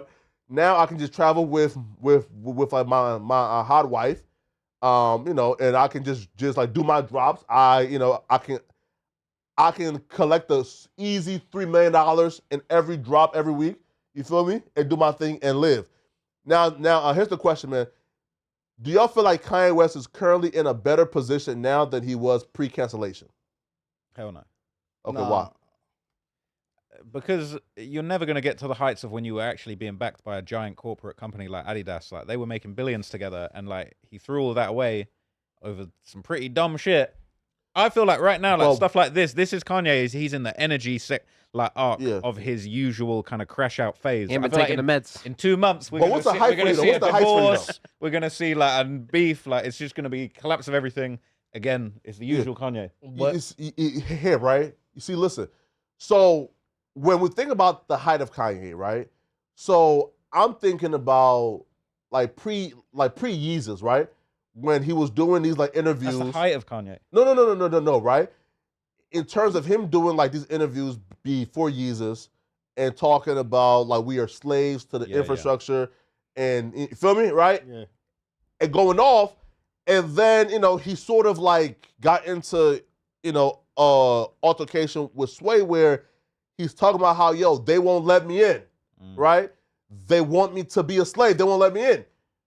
And then Sway said, why don't you just do it yourself? You feel me? And then like he like crashed out, deservedly so. Like, bro, it ain't that easy, bro. Listen, you don't get in unless the infrastructure lets you in, right? So when you were that free before where you could really speak that way, now I do believe what like Kanye says is anti-Semitic and he was dead wrong for that. But if he's in a mindset of me being able to speak how I want to speak is more important than having $1 billion, especially if I'm forever gonna be rich. I don't care about having $1 billion when I can have 100 million. Then it's kind of like 100 million with free speech versus having $1 billion. You think that the height is still him having $1 billion or him having 100 million and having free speech? Well, if he's being true to his principles and he would rather have his free speech to just be wildly anti-Semitic and be worth $100 million, and that means more to him than just being a billionaire and being rich. Which is dumb. No, that is dumb. It's poor emotional intelligence because really, if his mission was truly in life, I want to impact as many people as possible with my clothes, with my designs, with my art. The best way to do that is with a big corporate machine like Adidas, a big record label. I can't remember the label that he was with, but like doing it within these big infrastructures where you can impact a lot more people rather than doing it yourself. And if all you got to do to be a billionaire and to stay in that is to not be anti-Semitic publicly, just shut the fuck up. Oh, wait. Or don't be anti-Semitic behind the scenes as well. Yeah, ideally just don't be anti-Semitic. Right. But at the bare minimum, just keep it in your head. At the bare minimum, like I'm saying don't be anti-Semitic full stop, because I wouldn't condone that whatsoever. But if that's the way he feels, he should have just said, for the sake of what I'm trying to achieve, my overall mission, I'm gonna just leave it alone. He wouldn't like it being discriminated against the other way around if somebody was prejudiced towards black people overtly to his face. Of course. So why does he feel like he could do that to the Jewish community? Well, and then Adidas. The shoes are for everybody. Like it's you know what I mean? They're not trying to exclude people. They're just trying to make commerce and like sell shoes. And so he like really crashed out. But if that's really like what he deep down believes, like I need to be able to insult Jewish people to feel good in my soul, then I guess that's what he felt he had to do. Like you see, like I feel like people like Kanye and Myron, I feel like because they're possibly... Don't put Myron up there with Kanye. Bro, threw Myron in the mix, Spiced it up with a little Myron as well. People like Kanye... He's not even on that level, nigga. ...are probably low IQ in some stance to where they are unable to distinguish between the Jews and the infrastructure, right? Meaning this. Your issue is with the infrastructure, meaning you believe there's a good old boys club that's not allowing you in. And I'm here to tell Kanye, that good old boys club includes the wealthy in general, meaning if you are a black billionaire, a white billionaire, or Jewish billionaire, you're in that good old boys club, and y'all are doing whatever y'all can do, to dictate, like, hey, for example, right? There's, in Texas right now, some like lawmakers just did a press conference, right?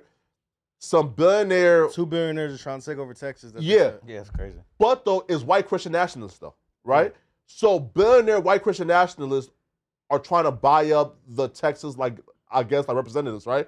So if you have that going on, then obviously it's not a Jewish thing per se, it's a wealthy thing, it's an infrastructure thing, right?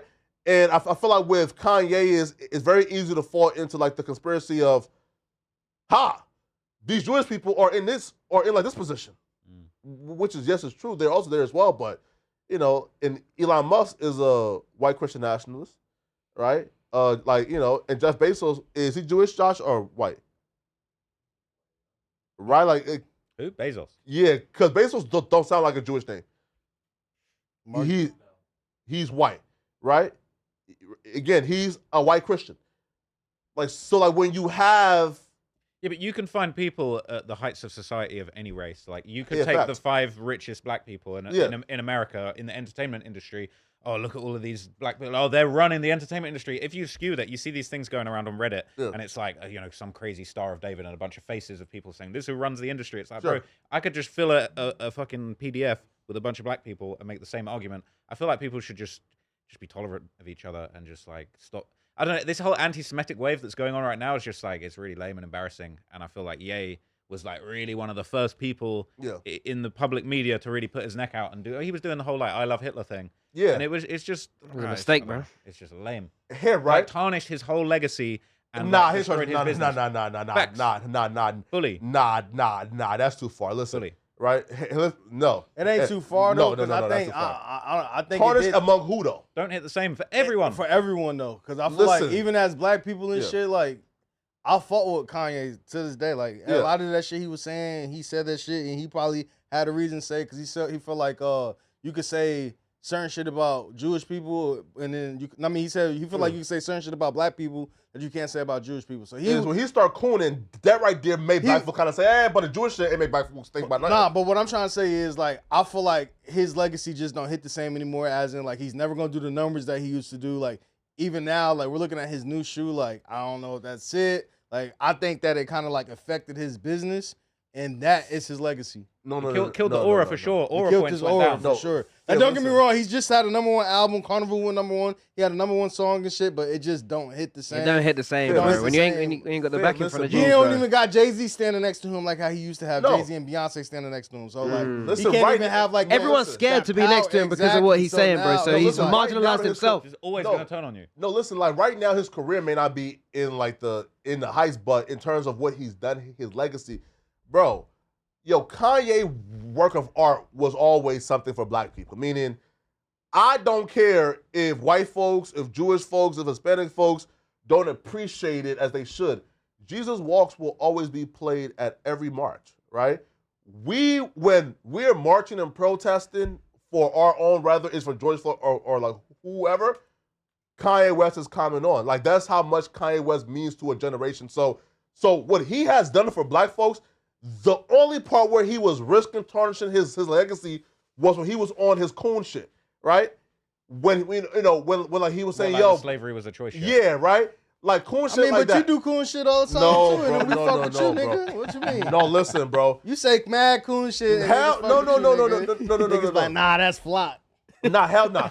Listen. Come on, man. Stop it. I've never been anti the black agenda, right? Again, I'm anti certain black folks who I feel like. You hear this nigga? Like, right? No, listen. I'm anti certain black folks who I feel like are anti the black agenda. For example, right?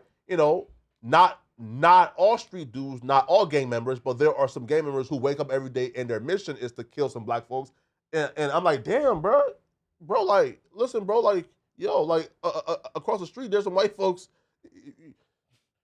Damn. Like there too, right? Like they're not just killing anybody for no reason. Is this just all niggas? It's complicated. It's complicated situation. If they're trying to wake up to kill somebody, it's not just because I'm gonna wake up and just go kill a black person.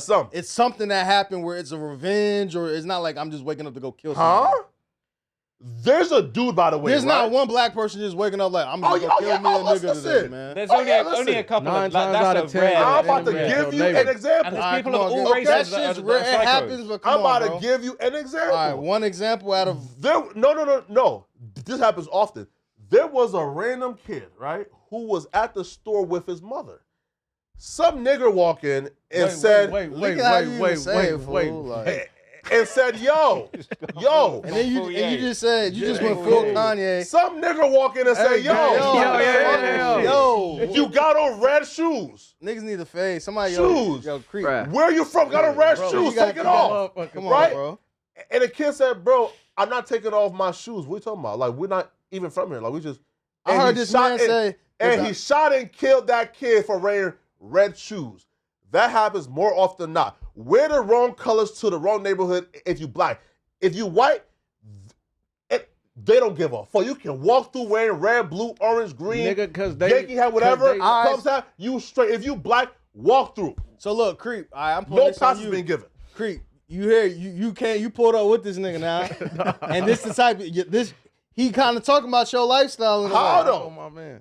All right, so when you hear him say shit like this, how do you make? Because he say he fuck with niggas, though. but a few niggas that you fuck with sit next to you. I said what I say though. This ain't for street niggas or gang members. This is for some of them who wake up every day with the intention to kill black folks. Creep obviously ain't one of them, right? And some don't mean most. I'm saying some of these people is who I speak out against, but y'all take my stance against some of these people as me being anti-black when I'm like, no, I'm against the people who are anti-black. Because of how you say it is more anti-black. Like, instead of you just saying, like, this one black, you just called him a hard ER.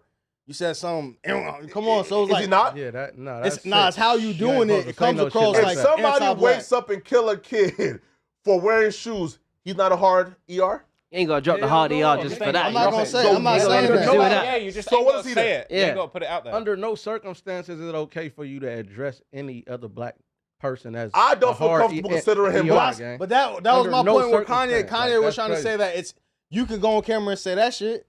No. Look what you saying on camera. You saying the hard ER. Hey, listen, we have to bleep it because if we don't, it'll be age restricted. So no. But you're not gonna get canceled for it. That's the whole point of with the Jewish shit. He was saying if he say something about Jewish people, he gonna get canceled. Well, but you can go in here and say that about black though. people. It don't matter though. If I was Jewish, I could say the Jewish diss slurs. Hell no, I think that should be all across the board. They get your ass too. Aiden Ross has dissed Jewish people, and like that happened to him. Well, I don't know. Because why? He's Jewish. If you're dissing your own people, it don't stick as hard. It don't stick as hard. I agree. You just shouldn't your do ass it, is definitely anti-black, nigga. Again, bro. Like for example, it was Chris Rock. And you anti-gang member, but you be hanging out with some. No, again, I'm not anti-gang members. You anti-gang I said some gang members who are foul. It's not even some, it's majority, nigga. No, it's not.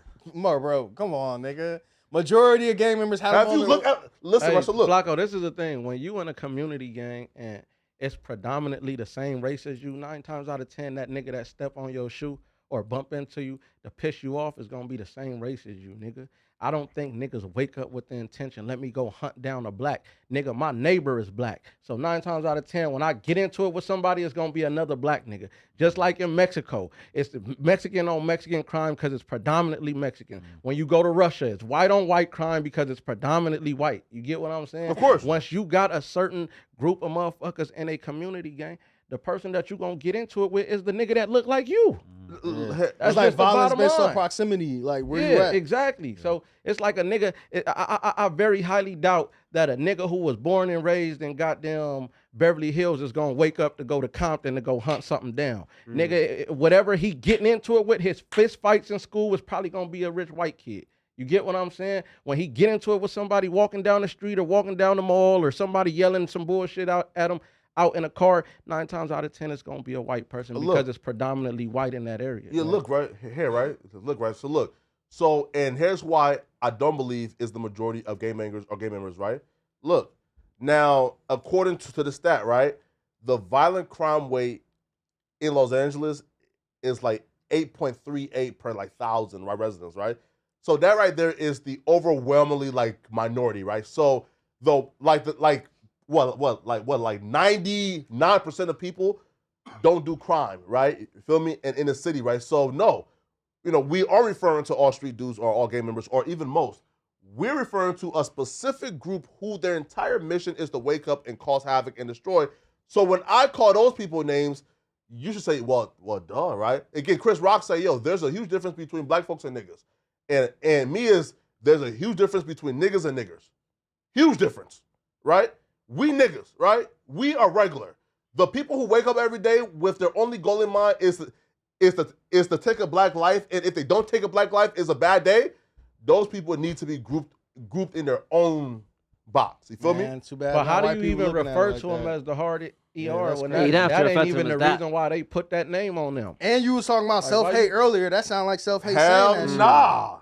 Like that's crazy. That sounds like love. No, but that sounds like love. Hey, yo, me saying crazy, that I bruh. dislike you because you kill black people is Nah, it's the same. you calling them. You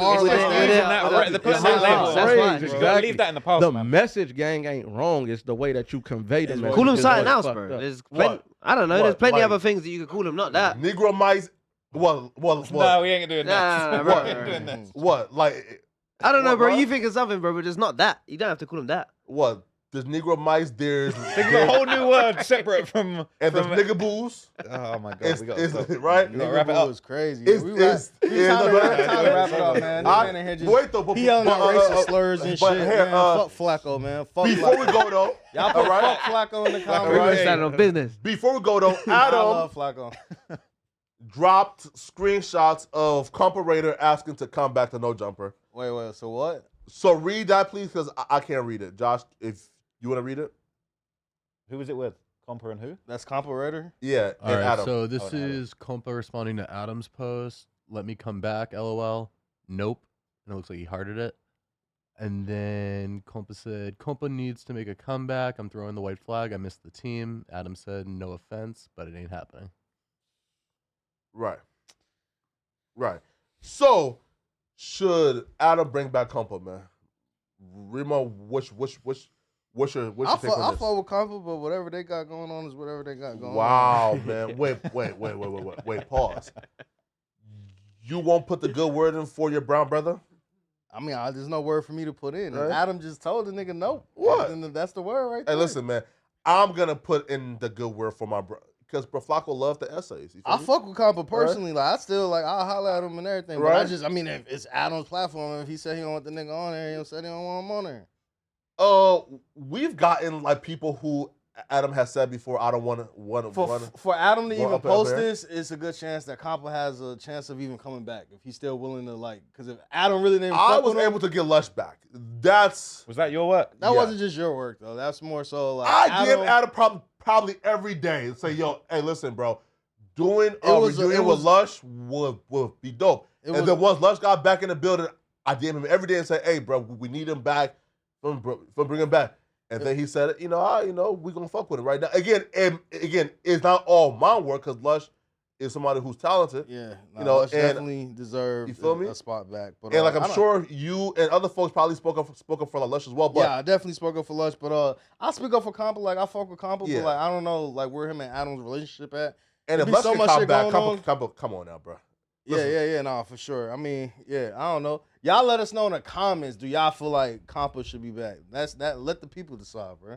It's not on me. Damn, bro, I ain't gonna lie, yo. That's not cutthroat. You niggas is cutthroat out here, Compa bro. has God enough people in damn. the comments saying that we need Compa back, then that's gonna show it. And we built a friendship, but hey, let the fans decide for you, nigga, not me. Nah, I fuck with Compa, but I'm just saying, let the fans decide. Y'all, if y'all want to see Compa come back, y'all drop a what's my boy emoji? Period. What, the dust? Dust is crazy.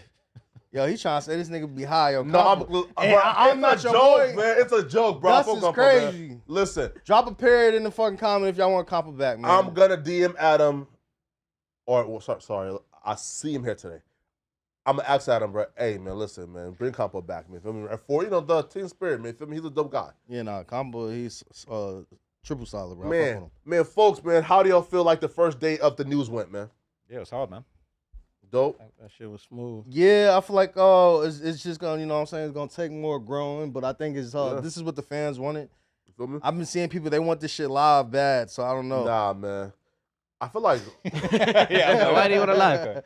No, listen, I want to live, but also too is kind of like if we're doing like a production in terms of like life ahead, right? Like here, for example, right? Like next week, like every topic is gonna have like a custom like Poetic Flacco video for each topic, right? That's like gonna play before we get into it. So like when we do Flacco video is crazy. Yeah, right? Like, right? I'm gonna break down like each. You feel me? Right? You feel me? For sure. Right? So like if we're doing that, it's kind of like And then also too is like if we let's say have certain people on, like for example like Traveler Ross is high profile. Do he want people to know that he's live? We got security. You feel me? Like No Jumper. Hope so. Speaking of Traveler Ross, man, since I gotta be messy and shit, so you dropped the Lil Dirk documentary. Yeah. It's had like, all right, so yeah, you dropped the Dirk documentary. While he was going through his case. While he's going through his case. All right, so people feel away. There's certain people that definitely feel away because you're basically essentially saying that Dirk is responsible for 5 more bodies that we knew of. I'm saying the internet thinks Dirk is responsible for 6 bodies. For 6 bodies. Because these rumors been going around for a couple of years. So this Rico has been waiting for a while. Like this whole case. The whole OTF case. Everyone's been talking about all these different bodies. He's literally actively getting sued for the FBG Duck situation. These are all high-profile cases, high-profile pieces of paperwork. It's all out there publicly. A lot of people are saying, oh, you can't talk about this because it's an active case. Everyone else is reporting on it. It was front page news everywhere. I'm pretty sure you guys probably were reacting to it, talking about it nonstop. So we're allowed to talk about it and speculate, and I'm really just breaking down the rumors about these situations. But I understand people don't like you reporting on an open case, but this is going to be something everyone's going to be reporting on for the next 2 years. So I just got in and did my breakdown. Wait, but when I do the rumors surrounding Brick Baby and Lil Pop, and they say that I'm police and that's not allowed. But again, but Miles was truly, Brick is innocent. I think Brick is innocent, but here's why Quando is name dropping Brick. You didn't really get the aura of your Dirk is innocent until guilty. This is you got straight into like the quote unquote rumors. But like you again. In my personal opinion, for it, though, in my personal opinion, I think Lil Durk has on numerous occasions publicly claimed to be responsible for all of their murders. Sure. Dirk be having songs called "Should Have Ducked." Yeah. He's getting sued. It's like my thing is I'm just breaking down a whole collection of everything that's been said about a topic. Dirk's got lyrics where he'd be taking credit for all of these bodies. He's talking about in all these songs, go, no. Like, people want to talk about, oh, yeah, no, those songs were made before. Bro, he's got like 3 or 4 songs talking about no, making fun of Quando. Of course. What, people want to redirect the energy towards me, but what's really crazy is the fact that Dirk was really telling on himself to this degree that there's enough information that I can waffle on for 4.25 hours about how much he's actually said himself about what went on. So that's really what it is. And at the end of the day, you all want to know about Dirk's background, Dirk's situation. You know, another one of these so-called murder for hire pieces of paperwork was unsealed whilst I was working on the video. And again, everyone reported on that. So the fact that I'd already like done a bunch of research into that before that paperwork even dropped. That's just what people were into. I just so happened to be so vested in the situation that I was able to kind of like get ahead of it. And I wouldn't be in my personal opinion, I wouldn't be surprised if they put more official cases on him, because if his music's anything to go by, he was having a bunch of people killed. But how do you feel like people who feel like it's in bad taste that you did it during, like, he just really recently got arrested and, you know, he can't really, like, fight back in the sense of, like, he's locked up, so he doesn't really have a voice to even speak on it. And then now people feel like your videos helping stamp and help change the narrative for everyone just thinking that he's guilty already before he has his court or has his day in court. I feel like it's in bad taste to be on songs talking about you're smoking this person and that person. Cold nigga, man. I feel like it's kind of like he put all of that information out there to make money off of and perpetrate the fact that, like, I be basically having these things done. Green light. I give him the location. I send him addies. I feed him addies. All of this stuff. You know, that song, We Did It. They know that we did it. Like, Dirk was shouting, like, yo, like, I slid for Von. Like, remember when you were telling me slide for Von? I did that. Like, yo, like, yo, look at me. I'm sliding. Like, remember Von? I'm like, Von. He was telling everyone this. And now they want to flip it around on me and be like, oh, it's in bad taste that you're talking about it before his trial. Well, why was he talking about it before he even caught the case on a song? If he didn't want people to be talking about it. It's like, I feel that too. You know what I'm saying? I 100% feel that. And these are albums like Almost Healed or even like Loyal Bros 2. These are albums that are on the Billboard charts talking about all of the situations and stuff that went on. And, you know, how are we not going to go back and listen to these songs? I didn't steal Dirk's hard drive. No, you just decoded what was probably scripted. You know what I'm saying? Like Barely what motherfuckers right? thought. What probably would have went over certain people's head, you just decoded it. Like, this is what he meant, and this is what he was saying, and this is who this was about. This is who he's directing this to. Whereas, like, other people probably listen at it for just good music and not really know who the fuck he's talking about when he's saying certain shit like go and no and shit like that. You know what I mean? Well, you specified, nigga, this is exactly who he talking about and what's going on. But you know what? I feel like that is what I do, but the feds be doing that too. I feel like people even underestimate like the feds' ability to break down lyrics. People are like, yeah, but you're breaking it down so good, it's going to help them. It's like, bro, they probably got some PhD that studied like forensic music analysis or something, working at in the Fed building, listening to Dirk's songs. Like, they got a huge budget. I'm just a guy that films stuff and puts it on YouTube. Like, they probably got an entire unit of people right now in the lead up for Dirk's case, they're talking about they got 200 gigabytes of information in the discovery. That's probably all of his albums. They probably got someone analyzing all of those albums right now, professionally, getting all the lyrics, checking all the different crimes that he's been involved in at a level way beyond me. So I feel like people are just mad because I'm kind of like, I did it first and I'm bringing it to the forefront first. Okay. And it's like, it looks like snitching, but I bet you when the trial happens, there's 10 times more stuff than I was even able to find. I was just early breaking this news. Of course, but hey, listen, bro. Like, my motto has always been, bro, like, fuck rappers in terms of, like, the gangster rappers, bro. I wish death in jail on all of them. So, like, right? So, you know, if you are helping to, you know, to expedite that process, you feel me? Then shit, bro, you feel me? I'm not, but you know what I'm saying? Thing, I hear what you're saying. I feel like though the Dirk situation, the reason that's so interesting is because it's like, look, you don't know how you would react if you lost like your best friend and your brother in the space of a few months. So like, really, it's just a tragic story, and it's not tragic though, right? Hey, bro, okay, hey, right. For example, we all know how we will react if we lose people like close to us, right? Because we've all lost folks close to us, right? You know, if you're, let's say, like a black man in this country, bro, like you have dealt with losses by gun violence before, right?